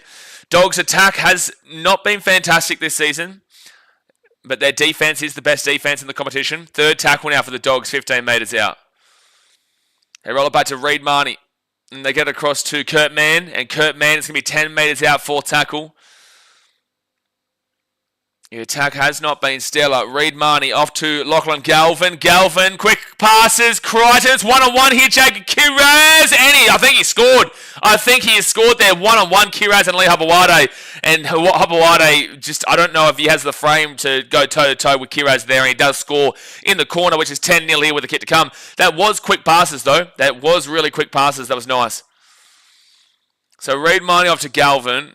I'm like, that's a nice quick catch release from both Connor Tracy and Crichton. And then as soon as you see that one-on-one space there with Kiraz and Lee Hopewada, you just knew it was going to go over. So 10-0 with a kick to come to the Dogs. I am glad that I lent with the Dogs bouncing back a bit here. This has been a much better performance than their recent weeks. Daz would be at Bankstown KFC for As Works Sundays and gives Daz big discount. Daz would probably be at this game. Moses, what a great play. Yeah, especially when usually you would only like to see one play with that quick pass because otherwise it gets too risky. But two players with the catch and release just immediately. That's set up Kiraz for way too much space, and he was always scoring in the corner there. I was a bit worried that one of his feet nearly came out, but he's fine. He is in. Yeah, he really just dives down early. He dives down early, which is kind of what prevents Hopewada from being able to make an opportunity. I wouldn't blame Hopewada there at all, really. I actually wouldn't even blame Manly's defense at all. Ultimately, that was just really good play from the Bulldogs. Nate says Daz is in the mullet section. Daz is definitely in the mullet section. Daz is the ringleader of the mullet section there at the Canterbury Bulldogs, and there's plenty of them. Plenty of them there. I don't think Manly have been bad on defense. I just don't think they're getting anywhere near enough meters on the attack. And that's what's ultimately losing them this game at the moment. Now says, did he kick yet? No, I'll let you know when he's kicked. All right, so Crichton here from the right-hand sideline. He did misspell them up at Section J. You're right. Crichton here from the wing. He will... Oh, let's curl back in. That was like going middle, and then it was curling out to miss, and then it just swings back in late to make it a 12-0 ball game to the Dogs. 12-0 lead. Gary says, Manly need the next scorer. This game is gone. No, not necessarily, but making it 18-0 would be extremely difficult to come back from against a very good defensive Bulldogs team. But I wouldn't say the game is completely gone. We all know rugby league nowadays is very different to what it was 20 years ago. 20 years ago, an 18-0 lead is game over in the first, if it's 10 minutes in, there's still 70 minutes to go, you would have said game over at 18-0 because the scoring system was the same, but it was a lot more significant because the defenses were it was a lot slower of a game and a lot more defensively structured. Nowadays, it's like teams can capitulate pretty quickly, Like, for example, the Dogs led 18-0 against the Broncos. Yeah, they both had players out, but it still happened. We saw the Bulldogs down 20-0 against the Raiders at halftime and came back to win 32-20. So there's no game that is over until the fat lady's singing, but it would make it extremely tough, obviously. All right, now the Bulldogs' second tackle here to the 20. But if Manly can find a way to score before halftime, they are still well and truly in this game. They're just not really flowing in regards to making meters. The Bulldogs have used this game as an emphasis point. Again, this was the team that knocked them out last year, so they'll be emotional behind that. But also the Dogs haven't been good recently, so they need to use this game against a good form opposition to put themselves back into some good momentum going into the back part of the season. Fifth tackle now at the halfway point for the Dogs. 8 minutes left. And Dolphins fans will be massive Dogs fans today because the Dolphins will stay in the 8 if Manly lose this. Oh, there's a big hit coming up. No, Hopewada does roll away, and he'll get taken down to the 10. Lehigh has had a fantastic game. I wouldn't blame him for that try. I think that was just a really nice Dogs attack for that try. And Jason Saab, second tackle here at the 13. Unfortunately, Jason Saab is a big reason as why this game has kind of ended up like this based off of that drop ball. Because otherwise it would just simply be a 6-0 and the context would be so much different because it took about 30 minutes for them to score their first try off of that merit. But the Bulldogs are at 20-20 completions. They are 100% completion rate in the first 33 minutes. They're not making mistakes, which is what was the biggest complaint about their game against the Cowboys when they won 12-8. They made 15 errors, the Dogs. So this is a very big turning point of how the Dogs have played. So Sherry Evans, he'll whack that ball down to the Dogs at the 22, and they're going to bring it out to the 35 through Connor Tracy, and gets it out to the 40 on first tackle. First tackle for the Dogs at the 40. This is a finals game for Manly, though. It really is. It's a finals game because you will be out of the 8, and your points differential is not even remotely close to where the Dolphins are at. The Manly Seagulls points differential is plus 60, whilst the Dolphins are plus 169. Yeah, sure, you can look to target the Sharks, but, the Sharks play the Cowboys next week. Oh, Dogs here down the right-hand sideline, and They will get taken down. Carrazza at the 20 on 4 tackle.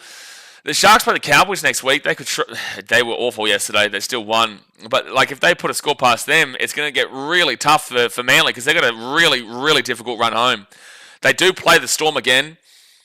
They play the Raiders next week at Canberra. Jeez, they've got a tough one. They kick it through here, but it will be knocked out the back there from Jason Saab and a dropout coming up from Manly, the Bulldogs. Olivia says everyone must be having their Sunday naps. Well, not me. This is a great game right now. Jay says Manly should kick a field goal, show dominance. Yeah, kick a field goal. Really confuse them. Really confuse them. What are they doing? By the way, that was the biggest robbery ever last night in rugby union. Oh my gosh. How that wasn't called as a penalty for the high contact was just insane to me. But the Dogs now will bring this ball to the 10. But that's rugby union. That's sport. You get ridiculous decisions like that all the time. And now the Dogs will be 5 metres out, second tackle. No chase, hit the like button, you pack of bludgers. Exactly right, hit the like button, you bludgers. Exactly right. Jacob Preston now, third tackle. He's 7 metres out. Oh, Lagan's watching the game for his first time in history. Well done. Welcome to Rugby League, mate. This is called the National Rugby League. So the Dogs here, Kurt Mann, he's 5 metres away from the line. Forward tackle. Forward tackle. And, forward pass. Yep, that's a forward pass there. Well, Lagan, just as you say, the Dogs are yet to make an error. Well, thank you for being their first error. So Jay said, I'm sure you'll make a few ball sacks. Well, he's just made one by commenting that because, as he said that, the Dogs will throw a forward pass, and that is their first error of the game. Well done, Lagan. Well done, Lagan. That one is on you, son. That one is completely on you. All right, Gary, you have a good one, mate. Yeah, no, it's all that one is 100% on Lagan. Now they're 21 from 22 completions. 95% completion rate for the Dogs, 82% completion rate there for Manly. All right, Ethan Bullimore, first tackle here at the 15. Tackle in opposition 20, 14 times for the Dogs, 9 times for Manly, and Manly will get a penalty. Well, Lagan, you've come in here, said there's no errors against the Bulldogs. They make an error and then give away a penalty. What are you doing, Lagan? You Bulldogs fan or... You Bulldogs fan, you going Manly today? Because it seems like you're trying to assist the old Manly today. And Manly now will get this ball to the 35. 3 penalties to Manly, 2 penalties to the Dogs at the moment. I don't think that Klein's been bad so far, though. I think he's been fine. And now first tackle here for you. No, you got to take your licks, Lagan. Take your licks, man. You got to take your licks. You can't do the cope. You can't get the cope out. You got to take your licks when you come out and you say they've made no mistake. They gave away 6 again. Manly now with the ball at the 50. Cherry Evans underneath here. Oh, Leo White nearly gets through, but he went the 40 on first tackle. You got to take your licks, son. Cherry Evans, he'll get that ball across, and they will be at the 35. Second tackle, and there's an injured player for the Dogs here. Is that Bronson Seri? Yeah, it is. That is Bronson Seri down injured. God bless him. I hope he's all right. He's on the ground at the moment. And Olakawa... Oh, maybe he's just been... Oh, he's been kicked in the face by Viliami Kikau, unfortunately. Yeah, he's been kicked directly in the face there. So he's going to have to come off here for a HIA. Yeah, geez, that would have hurt. That would have hurt. Boot to the face. And especially Viliami Kikau's boots too. Yikes. Big yikes. He's still down on the ground right now. Mitchell says send Kikau off. Yeah, high contact. I'm actually in shock, by the way, that Jack Whiten's been suspended for 3 games. For 3 games. Lagan, you got to take your licks, bro. If you're going to come in and try and slap down, you know what it's like over here. It's stronger if you just take it like a man rather than with the coping excuses. Just say, yeah, shit, maybe I went a little bit early, but it's all good, we'll still win a game. But you're ignoring the fact that you come in, you try to slap everyone down by saying, oh, well, we've not made an error yet. They make an error and then give away a penalty. Just take your licks like a man, son. Like a man. Pussy. But Bronson Terry's still down here. What I was saying was Jack Whiten got suspended for 3 games. Got suspended for 3 games for that tackle last night. I thought that it was fair enough that there was a penalty because it looked like it was a penalty originally. But then for them to sin bin him was ridiculous. And then for them to 3-game suspension is just outrageous. Nate says that's like being kicked by a horse, Big Villy. Exactly right. Exactly right. But Bronson Terry is up. Good to see. He'll have to come off the field, though. So he'll be off for the next 3 minutes here, and then he'll be back for the second half, I would assume. All right, so Bailey Hayward will come onto the field. Manly will be a second tackle about 40 out. Oh, my gosh, he doesn't get it, lads. Okay, we're going to move on from you. He doesn't get it. So second tackle here at the 33. Manly go to Cherry Evans, and then Cherry Evans underneath to Ethan Bullimore. And Bullimore now 33 metres out, third tackle. Gordon Chan-Kum-Tong gets it to Luke Brooks. And here's a chance here for Tom Trbojevic. Oh, 15 metres out, fourth tackle. Great run, though. Lehigh Bawade, he's going to go for a little scoot himself. Pushes away from one. Pushes away from a couple. Lehigh's been great today. He gets the offload away to Ben Trbojevic. And Ben Trbojevic is 15 metres out. Here you go, Jay. Easy field goal. Gordon Chan-Kum-Tong. Off to Cherry Evans. Cherry Evans gets it off to Luke Brooks. Tom Trbojevic. Jason Saab! Try time Manly and Lagan. Welcome to the party, son. You come in and say the Bulldogs are dominating and they haven't made an error. The Dogs then proceed to give up an error by a forward pass, give away a penalty, and then concede a try to Manly within the space of 3 minutes. What a game, but what a game. Manly have come up the other end of the field and will score through Jason Saab on the wing. Jason Saab on a wing. Tried some bing bong mudda bish, Brocky. Now, I did tip the Dogs here today, and I still think the Dogs win this game, but that's a nice try from Manly. That's a nice try from the old Manly. And Tom Trbojevic, that's been a great couple of plays for him, down that left-hand side with that run. And then he switches back over to the right-hand side, and there's the one who gets the try assist there for Jason Saab. And we have an aneurysm based off of that camera angle, just flicking back and forth. A minute and a half to go. This would be huge if they can get this conversion and bring it back within 6. Like it got timed out for 60 seconds, did he?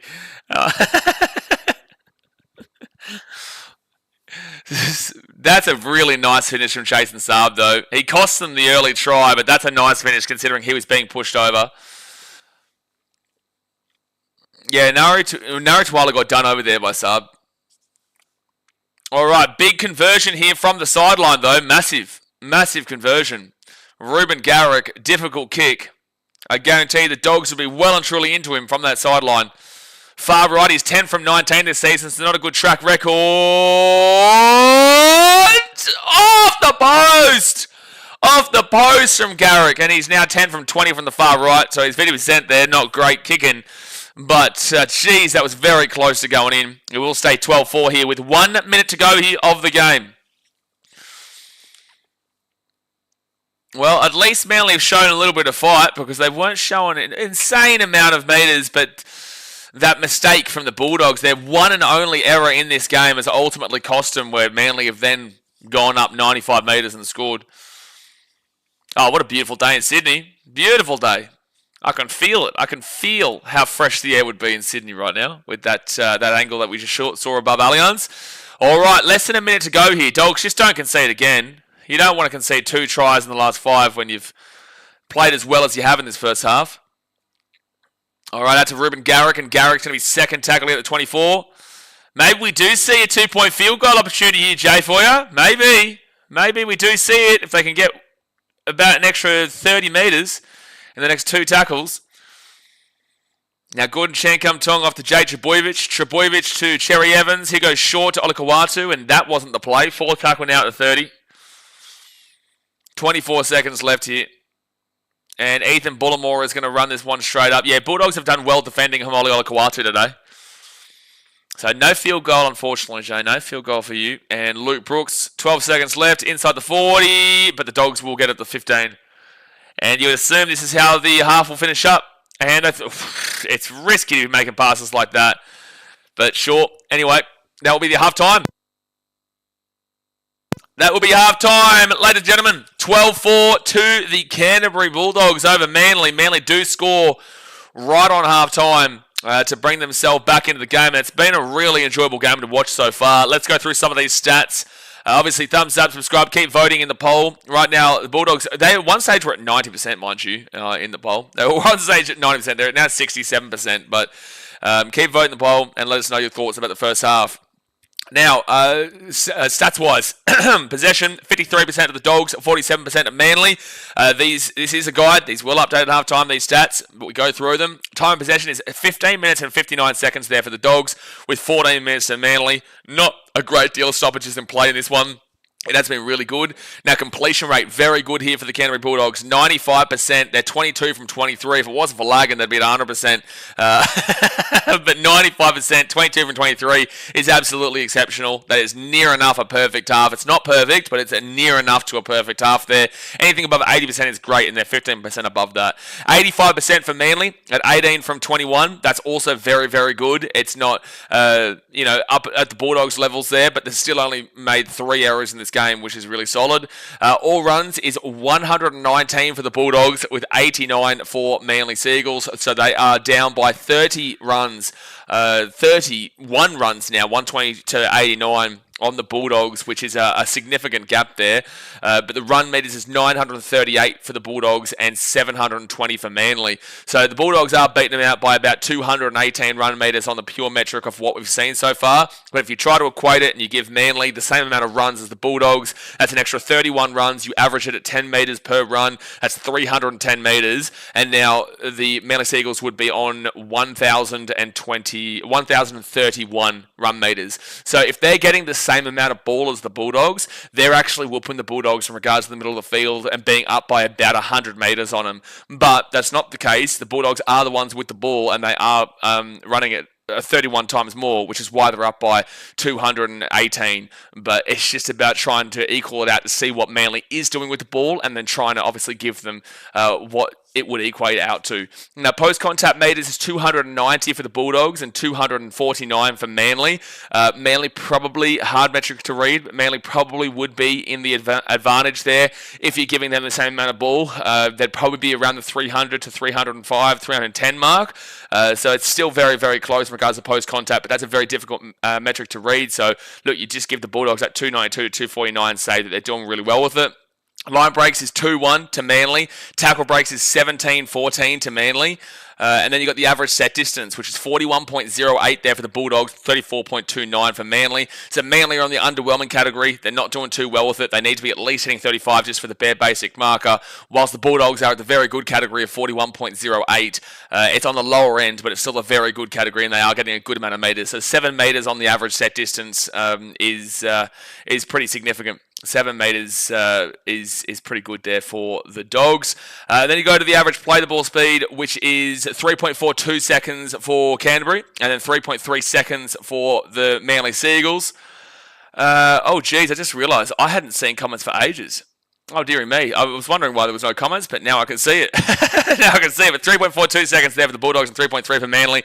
That's pretty fast there for Manly. It's definitely getting pretty damn well fast, whilst the Dogs are at 3.42, which is probably more so around the average area. Nothing too fast, nothing too slow. Then you go to the offloads of 10-3 to the Bulldogs, which is a lot more. And then you go forced dropouts, 1-0 to the Dogs. Kick defusal is 33% of the Dogs, 89% to Manly, which is pretty solid there for Manly. And then you go to the effective tackle percentage defensively. Now, you need to be hitting at least 88%. 85% to 88% is underwhelming, not great. 85% and below is just awful.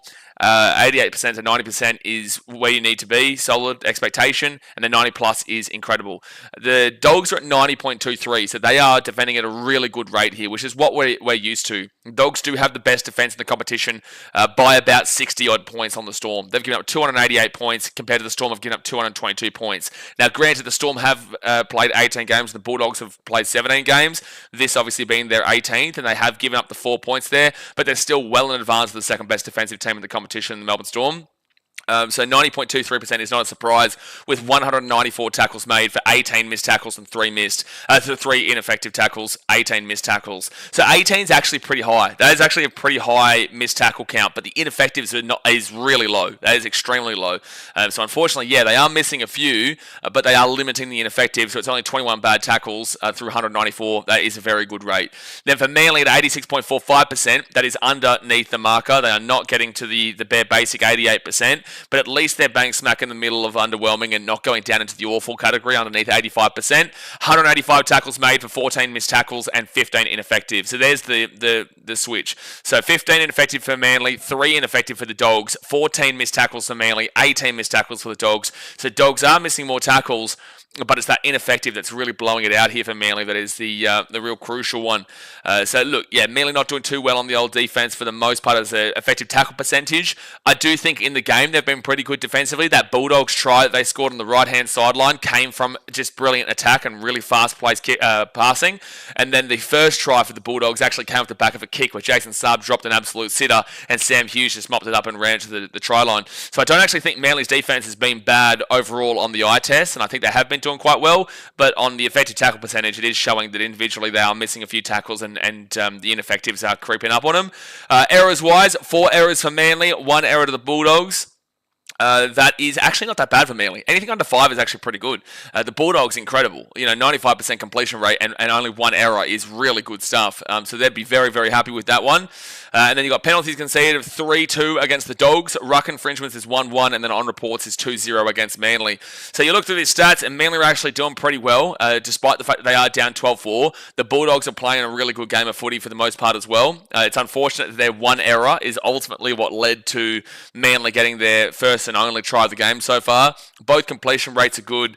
The run meters is, look, if you equate it, Manly's well in front, but on the pure metric of what it is right now, the Dogs are up by about 226, and the post-contact is relatively similar if you equate it. It's just the average set distance for Manly wants to be bumped up into the at least hitting the mark category, which you would expect in the second half. So, look, these stats are showing a good game right now. These stats are showing a good game, and anyone can still win it, but I probably would still lean with the Bulldogs based off the fact that I tipped them before the game started, and I would be happy to kind of maintain with that, especially considering they're still obviously in the lead. Jay says, back to Roblox he goes. I don't know what we're talking about there. If we were healthy, we'd be up by 50. Oh no. What's been said? Did I miss something? That is a crazy, crazy comment. Sean James says, the ball sack is going to be punished now, and I'm going Dogs, of course. Yeah, fair enough. Lazar says, had $5 on Saab. Good stuff. Moses, all right, you all have a wonderful remainder of the weekend. I can't keep my eyes open. You'll be safe and enjoy the second half. Good night. All right, mate, you have a good one. We'll see you next week for the Dragons taking on whoever they're playing. Who are the Dragons playing next week? Oh, they say it's done, but I still want to see who they're playing next week. They play the Canberra Raiders. Oh, so Manly play the Roosters and then they play the Raiders, sorry. Yeah, Dragons, Raiders. Yeah, okay, well, it's not looking pretty there. I don't think Raiders have a great record in Wollongong, but it's not looking necessarily pretty there. Actually, to be fair, the Raiders are due a loss, if anything. The Raiders are due a loss at some point, so maybe you could see it next week.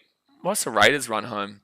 I know they've got an easy stretch, but they are definitely due a loss at some point. Dragons, then Manly. Maybe that Manly game is one you target. Panthers, Tigers, and Dolphins.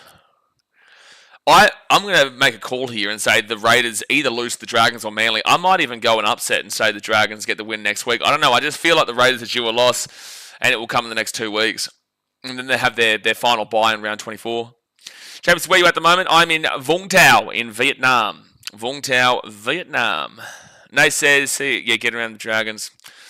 All right, let me get this team list back up. I might actually go grab my bottle of water. Give me 1 second here, guys. Obviously, it's still half time here. Hit that thumbs up button, subscribe. I'll be back in a moment. I'm just going to get my bottle of water.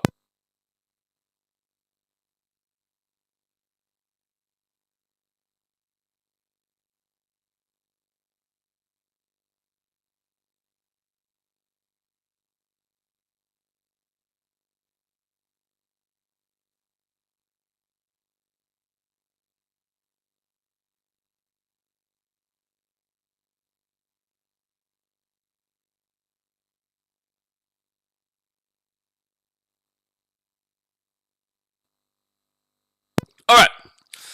We're good. Lagan says, just a thought, when you talk about evening up the running meters with the same amount of runs, instead of adding 10 meters every run, wouldn't it be better to use their average meters per run? Sure, but that's also kind of semantics in a lot of ways. I get what you're trying to do, but you're only bringing that up now when you're talking about the Bulldogs, which is convenient. However, I understand what you're trying to say there, but that would take a lot more kind of effort to figuring out what their average run meters through their their current meters is. That's why you go with a basic metric, and the basic metric is 10, because ultimately that is what usually around the average is when you do equate it across a game. So again, I understand that it's not a perfect metric to read, and you can take away a few meters, but at the end of the day, that is the generic kind of average metric that you do use to kind of equate the numbers. So otherwise, it would take me literally going into the meters and then creating an average based off of the runs and using a calculator and all that sort of shit. And I just don't have the time to really do that. So that's why you use a generic basic method, which isn't perfect, but it's just giving you a guide. Ultimately, when you read through the stats at half time, all you do is use a guide. It's just a guide. Because it's similar, not perfect, but it's similar. Lazar says, would you say Vietnam is safe for travelling? Absolutely. Had a few mates shut down the idea of a holiday for safety reasons. What? Vietnam? What? Vietnam? Why are they... Vietnam? What safety are they talking about? Vietnam? Vietnam? Are you thinking maybe... I don't even know kind of what thought process that would be under. I don't have it. I've been to plenty of dangerous situations over the years in other countries, and I can tell you right now, Vietnam would be probably the safest country that I've been to. Or maybe not. Yeah, actually I would. Yeah, I would. Like, you don't want to fuck around with the Vietnamese, but like, if you come in here and enjoy and having fun and whatnot, like, you're not going to mess around with them. Lagan says, just be careful about the people in the trees? The trees, is that what you're saying?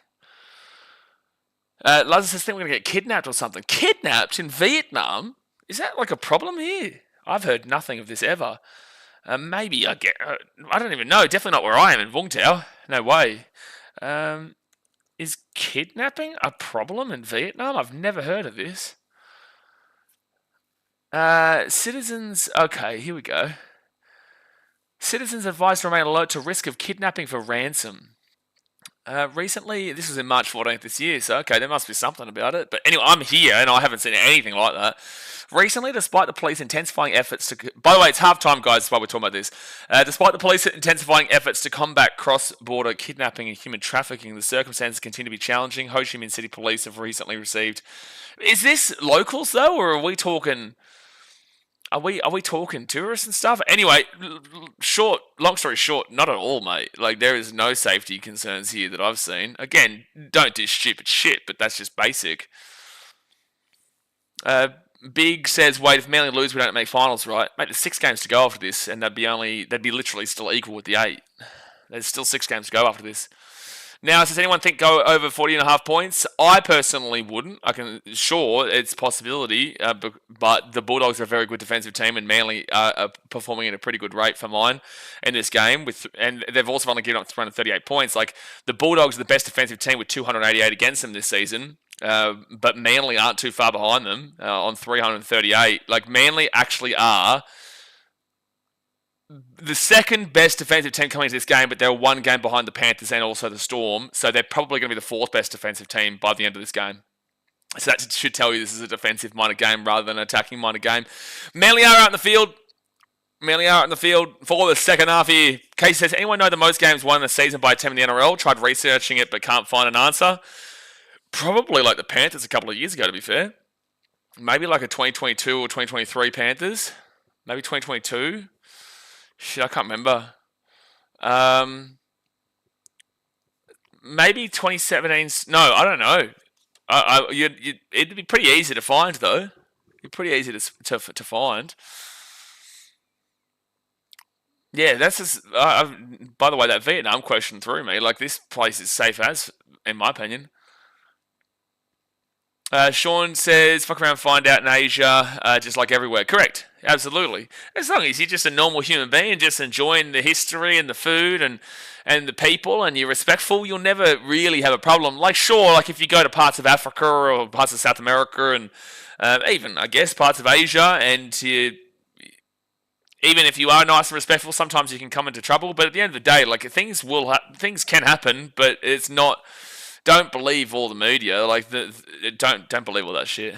Like India. When I went to India, It's very 50-50. There is the common stereotypes and thought processes about India. There is a lot that is right and correct, but there is also a significant portion that is completely incorrect about how India operates. It's so different. People's thought process is all this, and it's like you take this, and that is true, but there is also completely this, which goes against half of what you're saying over here. And that's just how the world operates. So anyway, the second half has started here. Manly kick it off, and the Bulldogs will bring it out to the 15 through Josh Curran. Lola says, probably just boomer propaganda from our parents. Parents usually love Vietnam. I know Vietnam War happened and whatnot, but ultimately, the Vietnamese, they're lovely, lovely people. Lovely people. Okay, he says, most I've seen was 21 by the Storm and the Panthers over the years, but surely Roosters and other teams have in their heyday. Maybe, but you've got to remember there's a team added into the competition in the last couple of years. So a potential for 2 more wins with the extra rounds. Fit tackle now with the Bulldogs at the 40. Big says Panthers are bummed now. I swear if they win this NRL. What do you mean they're bummed now? They've won 7 games in a row. So Manly now at the 15, and they'll give it off to Jason Saab, and Saab is going to bring it out to the 25 on first tackle. Logan says Panthers won 18 games in 2020 when they only won... Oh, when there were only 20 games. Geez, that's good. Exactly right. So on like a percentage marker, then that's probably the best season you're going to see, because no team's ever gone undefeated besides when it was 20s and 30s and 1920s and 30s and whatnot, when there was like 6 teams in the comp. But on a percentage, you'd probably say that one. So 4 tackle now for Manly, and they will be at the 40. Blame the Boomers for everything, I guess. Yeah, no, we definitely do blame Nath, and we definitely do blame Jay Hayes. 5th tackle now for Manly at the 46. Jeez, Jay, your English today has been a little bit shonky. He's a little bit shonky today. He's had a few drinks, the old Mr. Hayes. He's had a few drinks. Big says, do you go for the Panthers? Yeah, massive Panthers fan, mate. I'm from Penrith for sure. Yeah, huge, massive. I've never seen a bigger Panthers fan in my life than me. Yeah, no, you should see me at games, mate. I get the black war paint out, put it on my forehead. I put pennies and put riff here. Mate, I'm a massive Panthers fan. 3rd tackle now at the 35. I've got gloves on freezing here. Yeah, it must be freezing in China. So 4th tackle now for the Dogs, and they'll be at the 42. Jacob Kiraz gets the offload away, so 3rd tackle still. And Josh Curran, he will get good post-contact at the 45 on the Manly side of the field. Sean James says, can't blame Gen X because we just don't give a shit. That is fair. That is valid. The old millennials. Now, 5th tackle, and Reid Marnie, he gives it out to Lachlan Galvin. That is fair, though. Millennials just don't give a shit. Pros and cons to that, too. So, Reid Marnie, oh, no. Oh, that was bad from Reid Marnie. So, there's an injury here to, oh, no. Ola Kawatu's grabbing at his wrist. Oh, no. God bless him, man. Hamoli Ola Kawatu, first game back, and I think he's done over his shoulder. I think he's done over his shoulder here, Ola Kawatu. He had a shoulder injury from round 15, and I think he may have just... Yeah, he's in a lot of pain. He might have just re-injured his shoulder. That sucks to see, dude.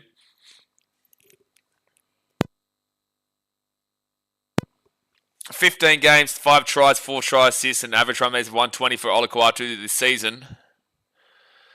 Yeah, that's a rough one to see, man. He's just come back, and he's a huge part of Manly's fight for the 8 and fight for the top. But this is not looking good for Ola Kawatu. He's going to have to come off the field here. Yeah, he can't even hold his shoulder up. I think he's re-injured the shoulder. I think he's re-injured the same injury. Okay, it's a damn big loss. Massive loss for Manly. Massive loss for Manly. This is bad. Like, you can see he can't even hold up his arm right now. He can't even hold it up. The trainers and Manly staff are having to keep his arm up in place. So he's going to be gone for an extended length of time because that is the same injury that he's been out for until today. All right, first tackle now for Manly. And Tom Trebojevic is going to go to 12-4 Sipley, and he'll get this ball to the 30 on second tackle. So Corey Waddle comes on for Ola Kawatu. And Jay Trebojevic will get this ball to the 35. That's just such a big loss, man. They finally get back their star back rower. And to lose him, damn. And now Ethan Bullimore, he'll get this ball to the 45, 4th tackle.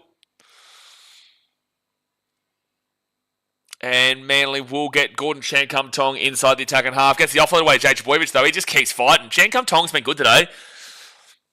He's been good with his runs, and that was a really nice offload. Wow, it is super dark at the moment. It's 2 p.m. over here in Vietnam, but it's rain. Like the clouds are so dark. And Colin Tracy, he flicks the. Why is he flicking that ball there? That's crazy. Anyway, Dogs get the ball at the 5 or 4 meters out from their own line. They lost about 7 meters there because of that flick. That's a really risky play. Bronson Seri now 8 meters out. I feel sorry for him. He's a fun player to watch. Absolutely. Like, outside of the game of footy, like, he's a human being. So I'll always feel sorry for a player regardless. Even if it's Buddy Zach Lomax, I still feel sorry for him as a human. But it's just a big, crucial loss there for Manly at a big, crucial point of their season where they are fighting for the top 8. And they need to get some wins because they've got a tough, buddy stretch home, man. Especially with the Roosters next week. Like, the Roosters, yes, they play the Raiders in 2 weeks, but the Roosters are a game where the Roosters are at their wits' end. Like, if they do not win that game against Manly, I absolutely cannot see the Roosters making the top 8 at any stage. All right, so Manly now get this ball here to the 28. Case says, bring back Steve and George for Manly. Get around Steve Maddai and George Tafua. George Tafua, I would say that throughout my life watching this game, George Tafua has had the hardest hits, especially for a backline player, but the hardest consistent hits across any team, any player. And Sherry Evans, who hit the 42, could miss a tackle though. Sunday says, if Bulldogs win this game, they can use the stadium once a year if they want. Why? Why? I don't know if Rabbitohs fans would appreciate that. Leo Mawade breaks it to the 35 on fit tackle. Is that just you having a dig at the Rabbitohs there? And now Luke Brooks, he'll kick that ball up into the corner. Good chase here from Manly. But Con Tracy gets it and then gets whacked in the tackle. Whacked by Ruben Garrick and Ethan Bullimore. Tafua was a neck snapper. Oh my goodness me. George Tafua, the way that he would hit players, they would forget what their name is and they'd be sent to another alternate reality. You'd feel your bones crunch when he would make a tackle on the field from behind the TV. So Billy Viliami kick out. Oh, loses the ball and Manly. Here's an opportunity. Bulldogs are trying too many offloads at the moment. Con Tracy has done a couple of poor ones, and that was a bad one from Viliami Kikau, which is now Manly's second tackle, 5 meters out, 8 meters out here from the line. Yep, Olakuatu, dislocated shoulder. He has been ruled out of the game. All right, left-hand side now for Manly. Luke Brooks at the 20. Here is a prime opportunity. Toltau Kuala, great run, but we hit the 10s, third tackle. Gordon Chan-Kum-Tong off to Bullimore. Bullimore 4 meters out from the line, 4 tackle. And Manly quick, play the ball! I think he's been held up. Oh, he's held short. He's short, he didn't get over. Damn, that was close. Fit tackle, half a metre out. Out to Cherry Evans. Cherry Evans kicks. That's an awful kick from Cherry Evans. Oh my gosh. That was an awful kick. Wow. So now it's second tackle here for the Dogs, and they're going to get this ball to the 25, and I can see a penalty coming up sometime soon. Manly are scrambling to get back on side. Well, that was good defense there from the Dogs on that set, and Manly were throwing a bit at him. They would have liked a guy named Hamoli Olakuatu probably on that set. Third tackle, they go out to the right. At least Manly woke up a little bit though and have had an opportunity, but the Bulldogs defense comes up clutch. Cherry Evans getting old. Cherry Evans, he's just... This year has been a real poor year for Ches. Now Burton will get this ball all the way across to Stephen Crichton. They do a big switch, but the switch wasn't on, so there was no real point to that. And Crichton's just walking at the moment, and then he'll just get taken down to the 47 or so on Manly side of the field. Tafua's hit on Munster will forever live rent-free in my head. Tafua was a dangerous man. That was a scary, scary, dangerous man. But there'll be a take there from Jason Saab. He does catch this one. 20 metres out from their own line, Manly. And now Tom Trbojevic, he'll bring it out to the 30. It's only an 8-point game. It is only an 8-point game right now. And now get out to Luke Brooks at the 30. Tolutau Kuala gets away from 1, gets away from 2. And he's at the 45, third tackle. Biz says playing in slow-mo. Oh, you talking about Cher? Oh, that's great pass. And they're going to call forward pass against Garrick. They're going to... I don't know if that was forward, man. I'd like to look at this one again. I would like to look at this one again. I don't think that was a forward pass, and Garrick was actually away, but I'd like to see it again. So, Ben Trebojevic. No, that's not forward. No, that's not forward, referee. No, that's not forward, referee. That was flat as you can flat get. That is as flat as you can get. Absolutely line ball, Nate. That's a horrid call there from the referee. And Manly were away too. Garrick did break through. Manly have been probably doing the better in this first 9 minutes of the second half, but that's a really unlucky call against them. And now the Dogs are going to be, they're going to score too. Oh, Connor Tracy's going to score off the back of it too. Oh, does his legs stay in here? It's going to be super close. They're going to check the bunker. They will call it a try, but that's really rough on Manly. That's really rough on Manly because they might have scored their own try. The referee's called a bad forward pass call, and then the Dogs have scored immediately after it. Like, we obviously have to see if his legs are in bounds here, but that's really rough on Manly. Lee Habawade does a good job to bring him here. He's out. No, he's out. He is out. Manly will be out. Bulldogs will be out. Connor Tracy does put his foot over the line, and that's karma. You know, that's ball don't lie kind of there. That is ball don't lie. So Manly don't get punished for a bad referee call, and it will be Manly ball at the 10. It will be Manly ball at 10. It's just so disappointing, though, that you see a call like that because it completely changes the context of the game. Ruben Garrick is through off a pretty blatant line ball. Like, there was no way, it was not even close, in my opinion, to actually being forward. I think it really clearly looked like it was a line ball. I guess you can say it's close because line ball is going to be always close to forward. But, like, it was an obvious line ball that Garrick broke away from. They have a chance to score. Instead, Bulldogs got the other end of the field and now it'll be called a no try, but it's just disappointing, man. Yeah, a bit of justice for Manly there, Nath. But it's like it's half justice because they had a chance to score themselves. I don't even know why he called it a try. Yeah, I did think that his feet went over, but you've got to give the benefit of the doubt to the attacker there 9 times out of 10 on the basis that they usually do score those. But great running from Gordon Chan-Kum-Tong, and he's away again at the 45. He has been very good today, Chan-Kum-Tong, and now he's at the 50 through some good post contact.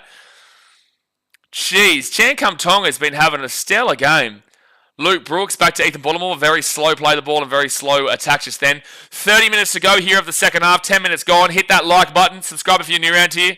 Cherry Evans out the back now to Lee Habawade. That's a bad pass, but Jason Saab will pick it up at the 44. Fit tackle. Fit tackle now, 44 out. You need a good kicking game here, man. And someone to chase. At least Cherry Evans is chasing this one. Con Tracy steps back and then will get taken down at the 13 first tackle. Nate says, Hopper having a top game too. He's everywhere he needs to be. Leo Habawade has been great, and Gordon Chan-Kum-Tong has been great.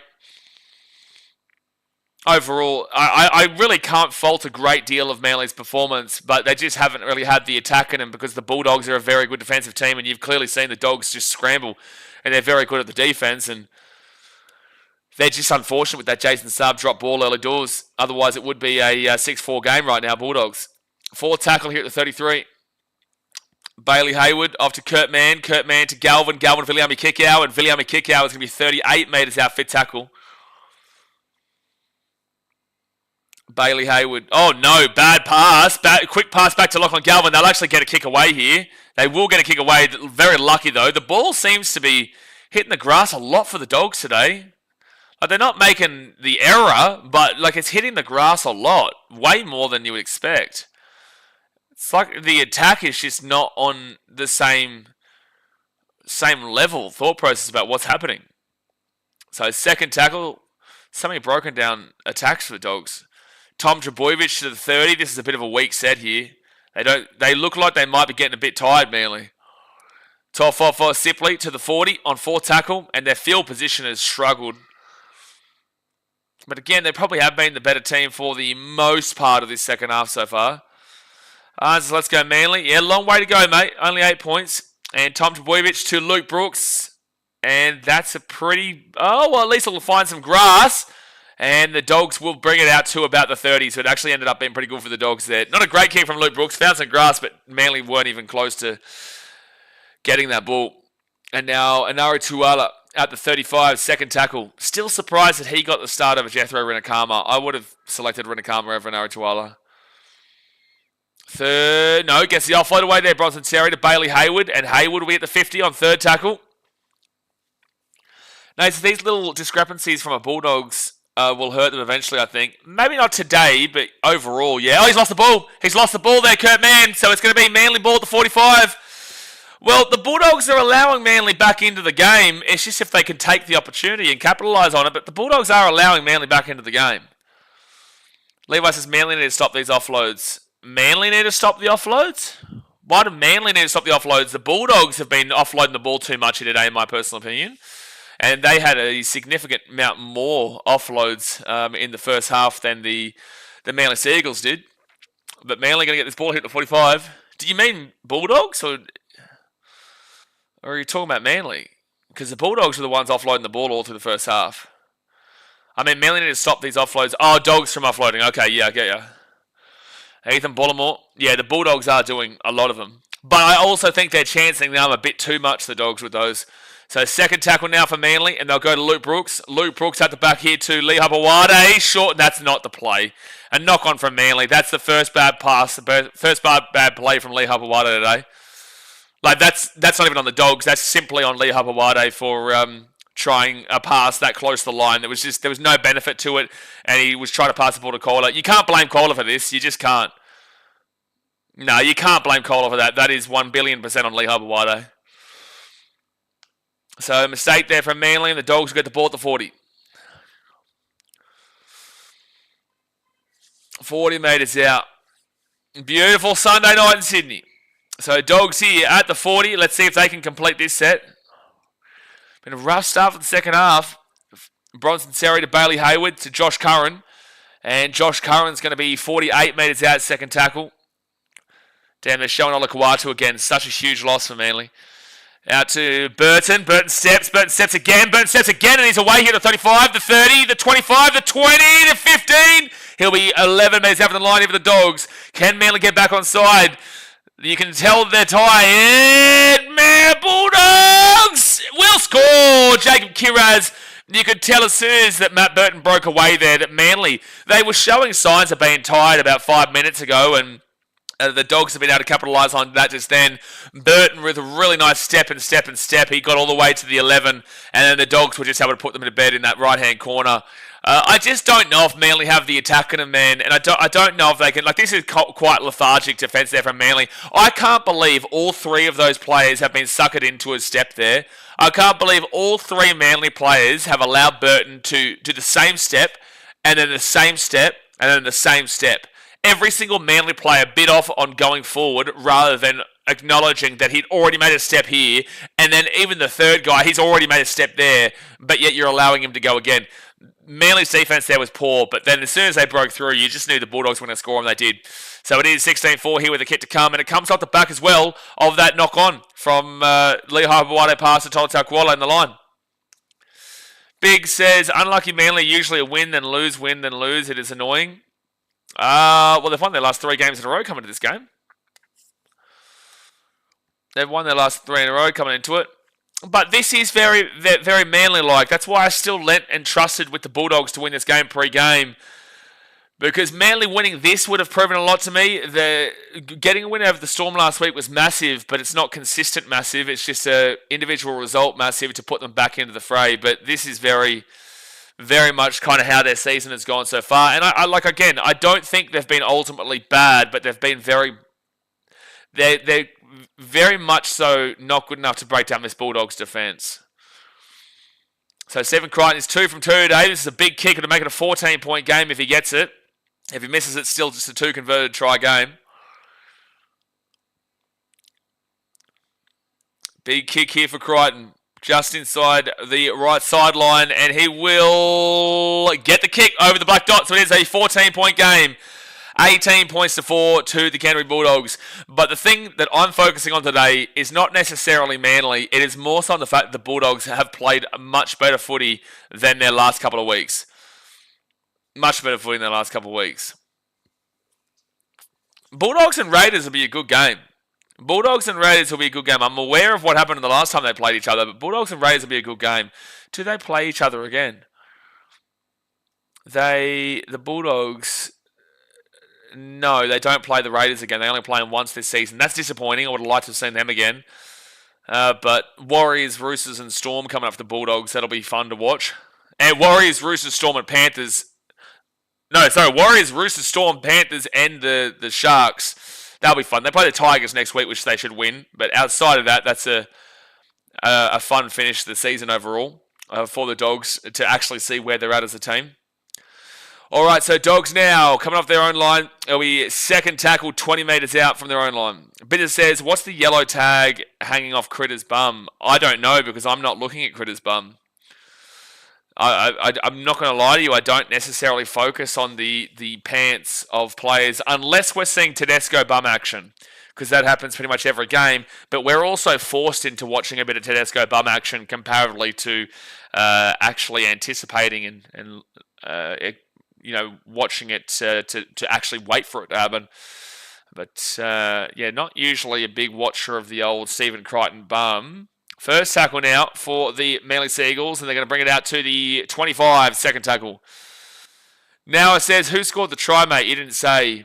The try for the Bulldogs was Jacob Kiraz.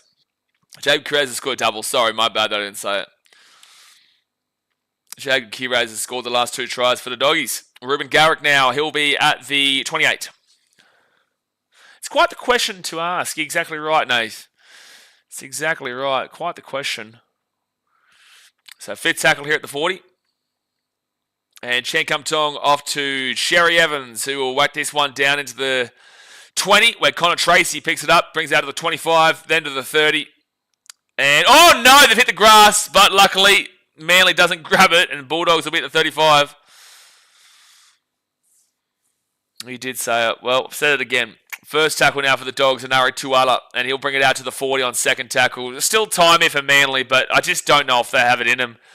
They haven't really looked like they've had it in them on the attack pretty much all day, to be fair. Third tackle now for the Dogs at the 45.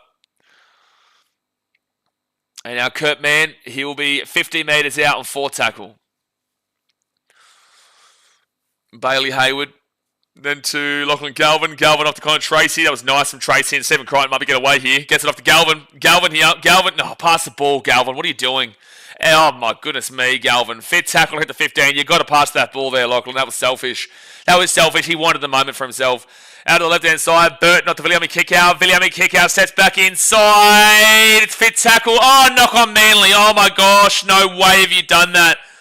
No way have you done that. And it's going to be Bulldogs with a try to the post.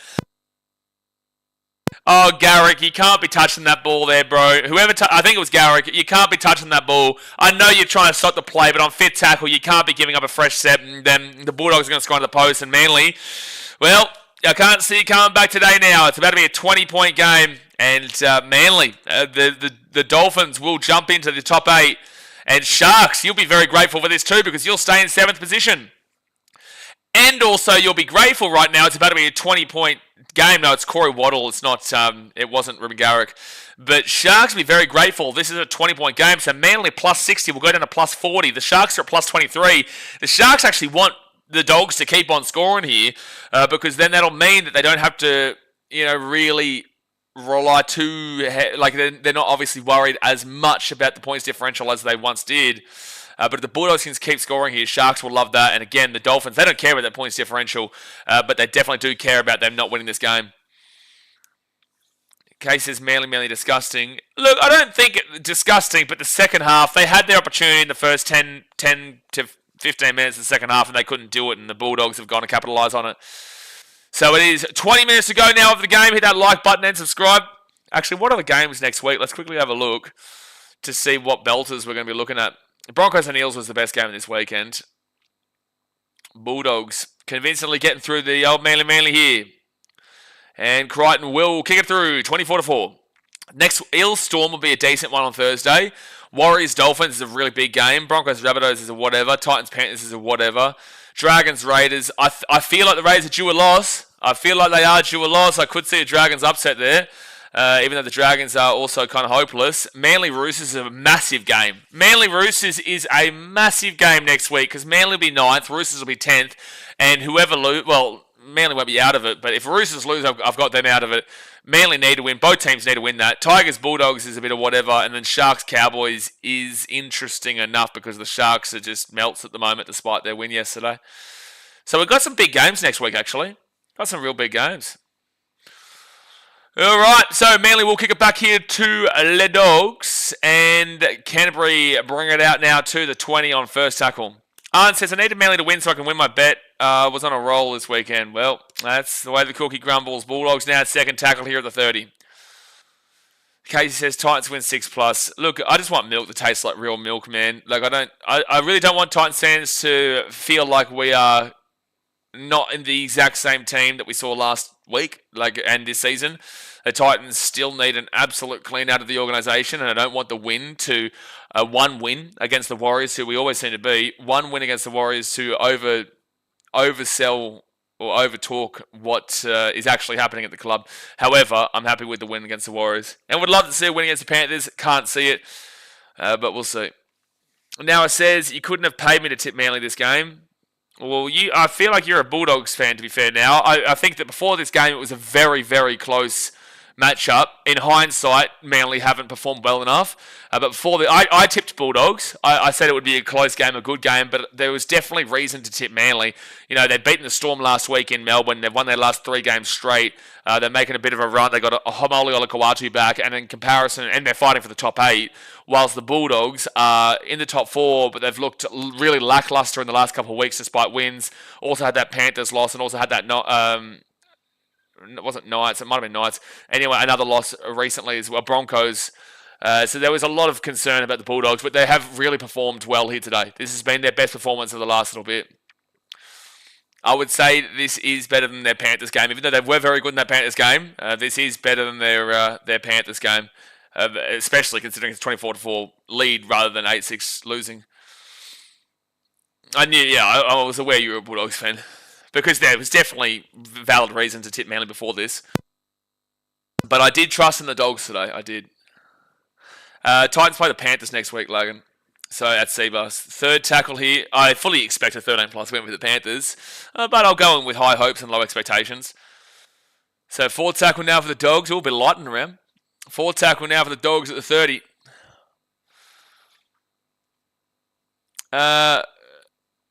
Big says, stop trying to predict when you were just going to get it wrong. Okay, well, so Mitchell's timed out for 300 seconds, and deservedly so. So firstly, we'll know that's the whole point of a prediction, because you can be right and you can be wrong, and at the end of the day, you are going to make a prediction.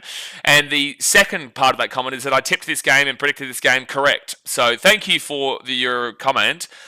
Despite the fact that it makes absolutely no sense, because one, every single person, just like yourself, is entitled to an opinion to predict a game. That doesn't mean you're going to get it right, but at the end of the day, based off of what you see, we watch every game here, based off of what you see, you are entitled to have an opinion. And the second thing, like I said, is we predicted this game right. So I don't know how many drinks you've had today, but I did tip the Dogs, and it just seems like you are a salty Manly fan, because I saw you getting behind Manly before. So the Bulldogs now. And also, if you want to really go toe-to-toe, we can talk about the Titans-Manly game that happened a month ago. So the Bulldogs now will get this ball to the halfway point first tackle. Highlanders fan says, do you think all the teams that are currently in the 8 will stay in it?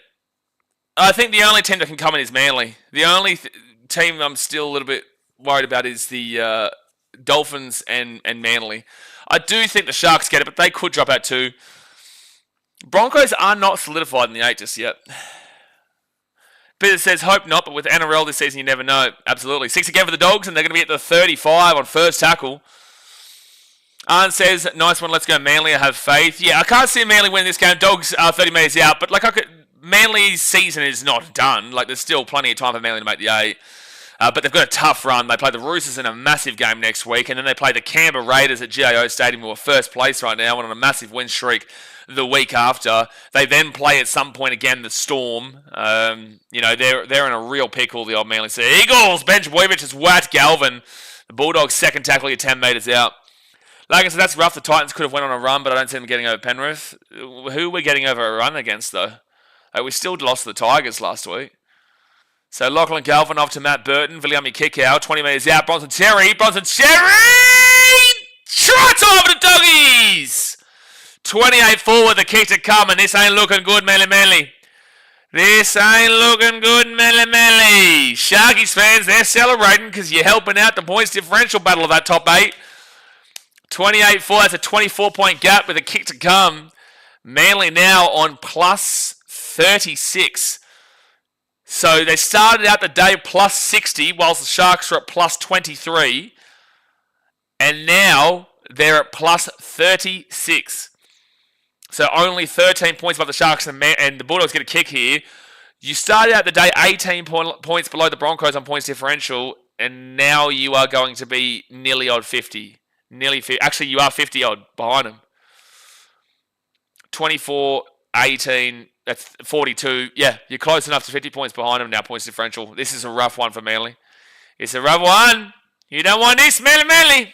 You don't want this. That's just putrid from Manly. Yeah, not great. Well, I did say, though, with 30 minutes to go, they were starting to look a lot more tired. You could see that they were struggling to get back on side. The Bulldogs' intensity was a lot. And look, Manly did go toe-to-toe with them for intensity for a large part of that first half, but the second half, you could clearly see they were starting to tire out.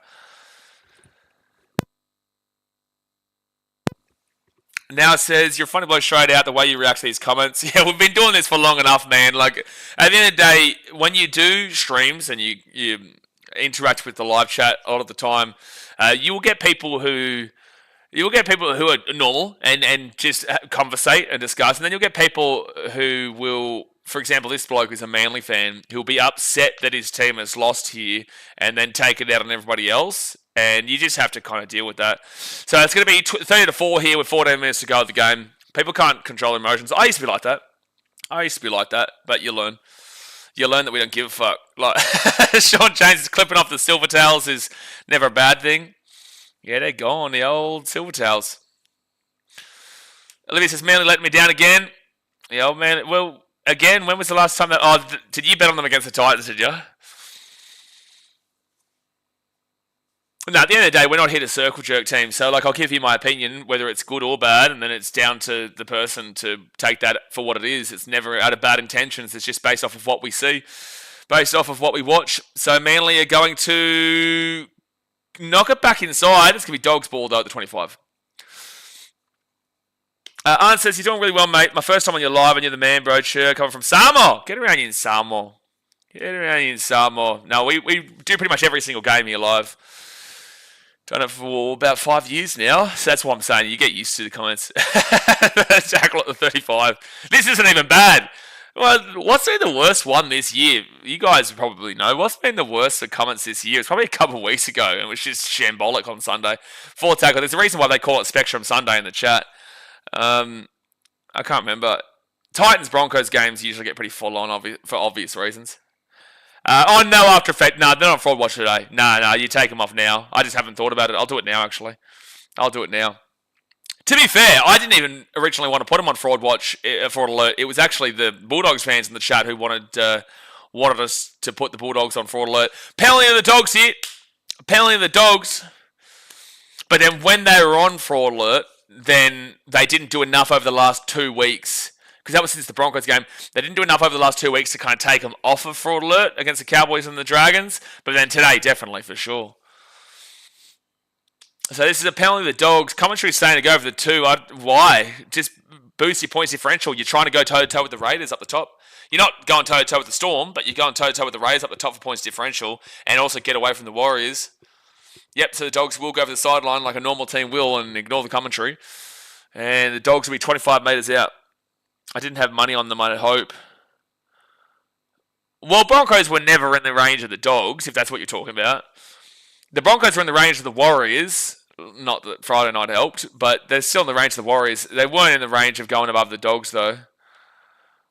So I would have thought you would have... No, you should be preferring this result. You should be way happier with the Bulldogs winning than Manly. Oh, intercept by Manly. They'll be taking out the 18. You should be more happy with this result. Because the Broncos aren't solidified for the 8. So any team around that 8 right now, you want to see lose. And with Manly losing, they're now in 9th. Their points differential's taken a good old whack down to plus 34. And Manly knock on. Manly knock on to the 20. Their points differential's gone from plus 60 to plus 34. And they're falling away from you. So you would prefer this result, in my opinion. Okay, it says Titans might get knocked off first soon. No, they're undefeated, buddy. They're undefeated. You look at the table, mate. Casey, this is a serious channel, Casey. This is a serious channel. Don't be silly. This is a very serious channel. You can clearly see the Titans are undefeated at the top of the table here, And you start talking to me about falling off. That's a crazy statement, Casey. Come on, what do you think this is? You think this is like some joke channel? You think we joke around here? There's no jokes. I've never told a joke on this channel in my life. Someone says, come on, doggies, keep the points coming. Yeah, you guys would definitely want that. Especially with that points differential for the Roosters. First tackle now 10 metres away. First tackle. Matt Burton gives it to James Salmon, and the Dogs are 11 metres out from the line. Exactly right, Livia. Deary me, Casey. Unbelievable. Matt Burton gives it off to Bronson Seri, and Seri is 15 metres away. Here's a try coming up for the Dogs. Jacob Preston, no! 2 metres out. Very close, though. Huge gap in the defence. Surely Dogs score now. James Salmon, 2 metres out. 10 minutes to go here of the game, guys. That thumbs up button, subscribe. We'll be back on Thursday for Eels versus the Storm. Galvin kicks it through. Galvin's getting super selfish in this game, mate. Like, he's trying too hard to get a try for himself. Like, he's kicking that through for himself there. Just like when he didn't pass the ball before because he wanted to go for the try himself. He's got to... man, he's got to... No, Trebojevic. No, Tom Trebojevic. No, he hasn't hinged his knee. God bless him. No, he hasn't. Hopefully it's just a hopefully. Oh no, that's going to be that's a knee injury. I was hoping it was just a cramp. Oh, because he's twisted that Oh yeah. Damn it, man! You don't like to see that, especially with Tom Trebojevic. You know, he's standing up. Okay, he's got up. Okay, no, I think he might be alright. Maybe just a really awkward positioning of that leg. Just an awkward leg twist. Chicago Bulls, do you think the Sharks might take 6th spot? I think the Sharks have just got to focus on... that's a penalty to Manly at the 15. I think the Sharks just got to focus on making the 8 at this point. Don't even think about, 6. Oh, Biffo! Someone throw an uppercut, you cats! No one's going to throw an uppercut. Disappointing. The Sharks... They're not even guaranteed for the 8 by any stretch of the imagination. So I think, they just got to be focusing on just getting wins. But look, 6th is definitely there for the taking. The Broncos are well and truly... They're equal 6th right now. But the Sharks have got a lot of work to do. Business says, feels like watching South with these injuries. Yeah, South have a few. Manly, your grab driver is here and he's hungry. Good old grab driver's asking you for food. Arn says, I wish my bunnies were like the doggies. I'm a hard-out Rabbitohs fan since 2002, but bunnies are shit ever since Adam Reynolds left. Yeah, Arn, so I'm a Titans fan, mate. So you're not going to get a great deal of sympathy from me because I know how it feels, but I guess you can get that sympathy that I know how you feel, but also we've been much worse for much longer at the Gold Coast. Second tackle now at Manly at the 43, but yes, it has been a tough year for the Rabbitohs. Sean says, we have this one in the bag. Yeah, doggies have this one in the bag. Third tackle here at the 48. But for my dad's team's getting slapped here, but for my mum's team, I'd actually prefer Manly to get a little bit more slapped here. Yeah, don't encourage him. So Jazz Tavunga, he'll get his ball inside the attacking half, and he'll be 40 metres out from the line. Fit tackle, 8 minutes to go. Sunday says, Roosters will be in the top... Okay. Roosters will be in the top 8 in 3 weeks. Put it on your calendar, ladies and gentlemen. I'm probably going to be avoiding the calendar, yeah. No calendar for me, mate. This is not Christmas. Connor Tracy picks up and he's away to 30, to 35. He's away to 40, to 45. He's away to 50, to 40. Him and Jason Saab. He steps inside, but Jason Saab does get him at the 25. Great run from Connor Tracy. That's a huge run from Tracy. And look at how slow Manly are to get back here. Just pass the ball outright. And Galvin then walks it outright, which is not the play, Galvin. Samuel Hughes, he's going to run this ball at the middle. I feel like Manly should still score off this as set. Yeah, Saab was jogging Brenton, which is funny. He's no Lofty Canberra. Jamin Salmon at the back here to Matty Burton. Burton now, he's 10 metres out. It'll be third tackle. Yeah, Tracy had a great game. But for Manly, Lee Habawade and Gordon Chan-Kum-Tong have been good too. Bulldogs now 9 metres out, but yeah, the Bulldogs in general have been great.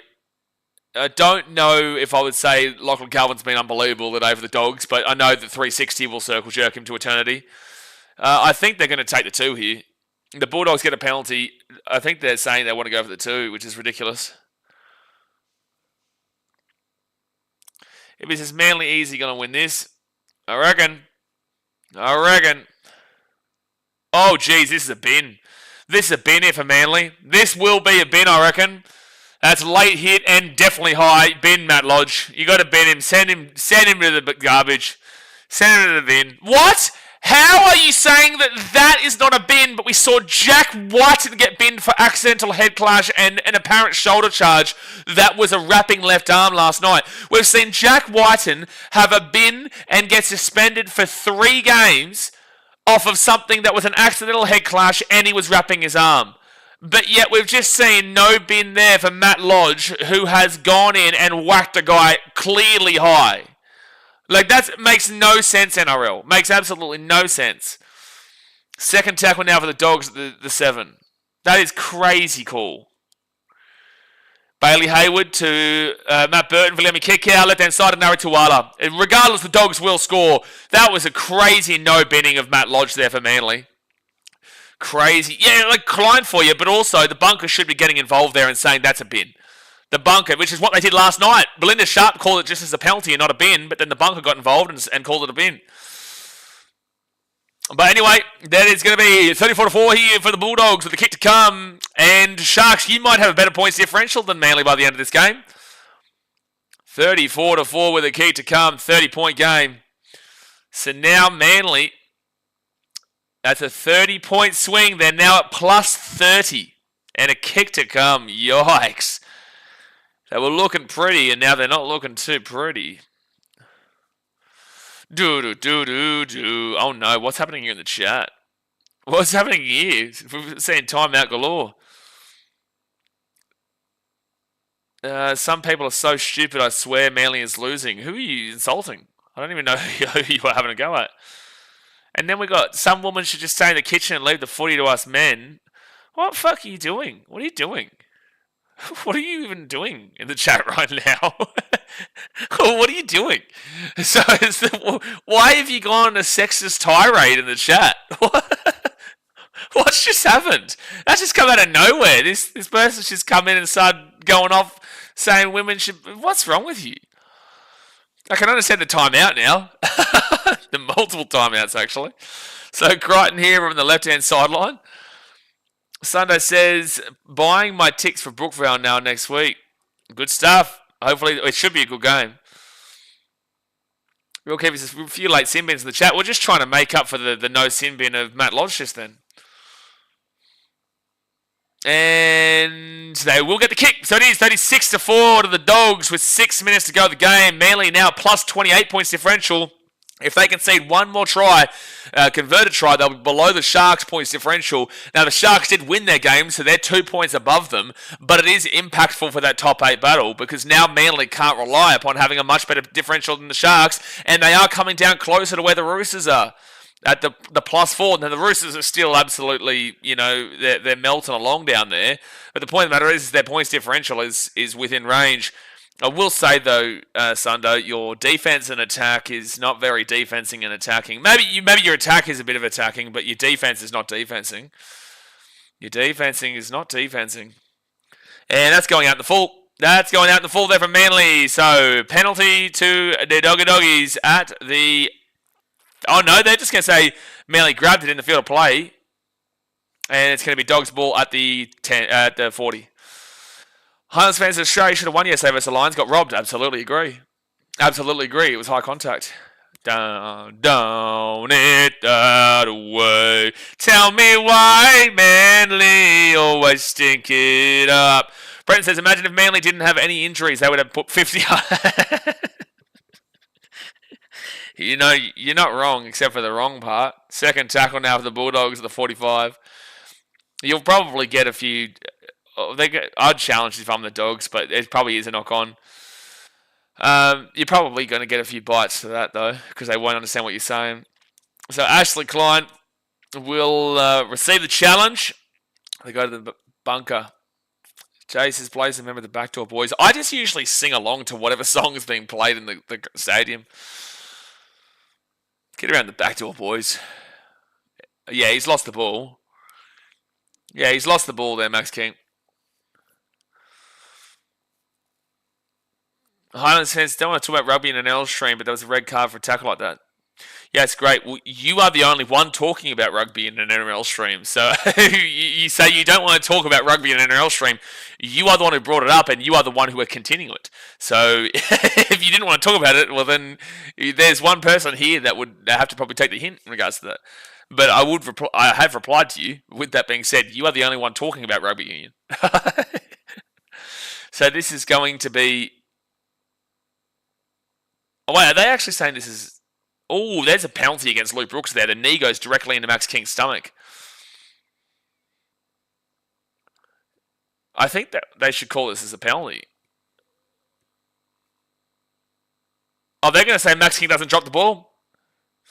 They must have said it didn't bounce into a Manly player. Sure, doesn't really matter. It's 36-4 with 5 minutes to go. But challenge successful for the Dogs. Logan says, how about round 24? 3 games of the round are played at Allianz. Oh, really? So I'm assuming the Roosters obviously get a game there. Who's the other 2 teams? What, so the Bulldogs are going to play there again, are they? Jack Kirkland says, how Manly 9th? So the way the ladder works, mate, is that you win more games than the teams below you. So if you win more games than the team in 10th, that actually makes you in 9th. But here's the kicker for you. If you are in 9th, it means you haven't won as many games as the teams 8 and above. That's kind of how it works. Yeah, you flick the switch and it's a bit of a switch around, you know. So basically, Manly have won more games than teams below 10th, and they've won less games than teams above 8th. I know, real big kicker there. So Dogs will... Oh, they'll score. No, they won't. Yeah, they will. Yes, they will. Try time for the Dogs. Try time for the Dogs, and it's 40 points to 4 with a kick to come. And Manly, you are about to lose to the Sharkies' points differential. You're about to be down by about 1 point on their points differential, despite having a massive gap between you and them pre-game. You were at plus 60. Now you are currently at plus 24. The Sharks are at plus 23, but here is the belter of it. They are going to get this kick from right next to the post. Seals, fraud alert. Oh, yeah, no, absolutely. Oh, yes. Oh, yeah, no, sorry. Yeah, that's my bad for not even thinking about that. Bing bong. Dogs are off. Manly's on. Welcome back to the fraud party, son. Woo, woo, woo. Manly are on fraud alert. Fraud alert. Fraud alert. Fraud alert for the Manly. They are well and truly on fraud alert, son. Get right back on there. They only came off it last week, to be fair. They only came off a fraud alert, but now they're well and truly back onto it. There you go, Manly. What are you doing? What are you doing? There is so many frauds right now. So many frauds. It's Fraud City, bish. Fraud City, bish. There's still technically a chance of a Fetty Bomb here, but I doubt it. And there we go. They do get the kick, so now officially Manly have a plus 22 points differential. Sharks are plus 23. Again, the Sharks have 2 more points than them on the table, but the point is that this points differential would have been huge for the Sharks to accumulate, and this will help them greatly. Largan says, dear all Manly fans, have a sad night and suffer with a loss. Really gracious of you there, Largan. Really gracious. Really nice work from you. Get into them. Get into them, mate. You're lucky you didn't cost your team the win after you came before, but you know what? Fair enough. Manly did slap you in the finals last year, so I can understand why Bulldogs fans really want this win. I do get it. Inbred party at Belmore in 10. God help Belmore. I wonder if it'll survive tonight. There is technically enough time for the Dogs to score 50, but I doubt they're scoring twice in 3 minutes and 36. All right. The Dogs are only the 3rd club in rugby league history to bring up the 1,000 wins. Manly are on 987, Bulldogs 1,000, Rabbitohs 1,192, and the Roosters 1,269. But the Dogs are away. And Ari Tuala kicks the ball over the top. Where's the bounce? But Garrick will get it. That's stupid from Tuala. That's stupid. It was first tackle. And that, my friends, is a penalty to Manly. And Ari Tuala, you've just ruined a potential Fetty Bomb. You've just ruined it, the potential Fetty Bomb. You scam it. Okay, I'm putting the Dogs on scam. Because they didn't get the Fetty Bomb. I'm putting the Dogs on scam. Now, you're lucky. I'll be gracious to you today. Should have passed that. You reckon? You reckon you shouldn't have just kicked it straight to Garrick? Sean says, no team to have 40 on them have gone on to win the comp. That is absolutely, blatantly incorrect, Sean. That is blatantly incorrect. That is horrifically incorrect. It's no team that have had 50 on them have gone on to win the comp. 40, there has been many teams who have conceded 40 and gone on to win the comp. For starters, the Knights against the Sharks, which is where this stat that you're trying to allude to comes from, the Knights lost to the Sharks and conceded 49 points in like 2001 when the Knights won the comp. Jay says, "Boys, remember that time you were called a Temu Drake?" Yeah, no, I definitely look a lot like Drake. I'm a big Drake lookalike, mate. That's my actual profession outside of YouTube. The reason why I travel the world and I'm in Vietnam and India and Thailand is because I'm working as a Drake impressionist. Chasey Smokes, does anyone else think Fraudulent would look better covering the team's logo? Yeah, but you want to say, Burton! No, taking it down to the 8. Good run, though, from Matty Burton. So the only reason, JC Smoke, that we don't do that is because you want to see who the team is. The Dogs are going to knock the ball on. They're going to blue ball that fitty bomb so badly. But then you remove the logo and you can't see the logo, and then people coming in will be like, where's this? At least it shows which team is on fraud alert. Mitchell says, if they would have let the Flat Earther score, that would have done me. As long as Galvin doesn't score, because he's been so selfish today and so many times. No team to have the wind blow in their faces on a Friday night have gone on to win a comp. What are you talking about? Brenton says, great year, 2001 Eels, remember? Yeah, great year. Great year for Eels fans. So Dogs will go in a second. Dogs will go in a second here. And it's funny because obviously Manly beat Melbourne, which helps the Dogs, and then the Dogs beat Manly. So Manly are the biggest Dogs fans in the comp right now. All right, 35 seconds to go here of the game. And don't forget, the mighty Gold Coast Titans are not last anymore, so we can celebrate tonight. They're not last. It's a fact. 4 tackle. They might have less wins than the Rabbitohs and the Knights, but they get to play the Rabbitohs in 2 weeks' time, which means that it is actually technically in our hands to avoid it. So tell you that. Buddy. You do look a little like Drake, mixing a bit of Daniel Ricciardo. Daniel Ricciardo, when I have a bit of a beard, maybe, but not when I'm shaving. Not when I'm shaving, son. But 42-4 here for the Dogs. 42-4 for Le Doggy Woof Woof. Manly, they will drop out of the top 8. They will drop into 9th position, and they have a big, massive game next week against the Sydney Roosters, who are in 10th position.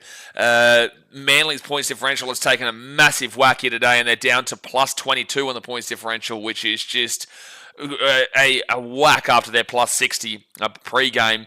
The Roosters are on plus 4, Sharks are plus 23, Broncos plus 78. They're out of their kind of league now, but the Broncos still just need to win games, to be fair, because they're still only 2 points away. But the point of the matter is that Manly do drop off, whilst the Dogs go up into 2nd position with a very impressive win. This was a good win. This was a simply good win. Last week was not a good win against the Dragons. The week before that was not a good win against the Cowboys. They got the 2 points, but whatever. It was actually quite a good loss against the Panthers, but today was a very impressive win there for the Dogs. Very impressive. Sean says the earth is flat. Okay, well, that's my time to leave this conversation. That is that is my time to jump off. Jay says, thank gosh, that's over. Highlands fan says, GG, see you next round. Brenton says, Daz will celebrate with a family feast tonight. Look, I feel sorry for the residents of Belmore who might not be Dogs fans, because they are going to be hearing noise all tonight. They're going to be getting absolutely whacked with noise tonight. But, all right, guys, thumbs up, subscribe. I'll see you guys for the next game, which is the Eels versus Storm on Thursday, which hopefully will be a good one if the Eels can play like they did against the Broncos. It'll be an interesting one. But thumbs up, subscribe, and I'll see you guys next time. Thanks for watching. Catch you later. Bang!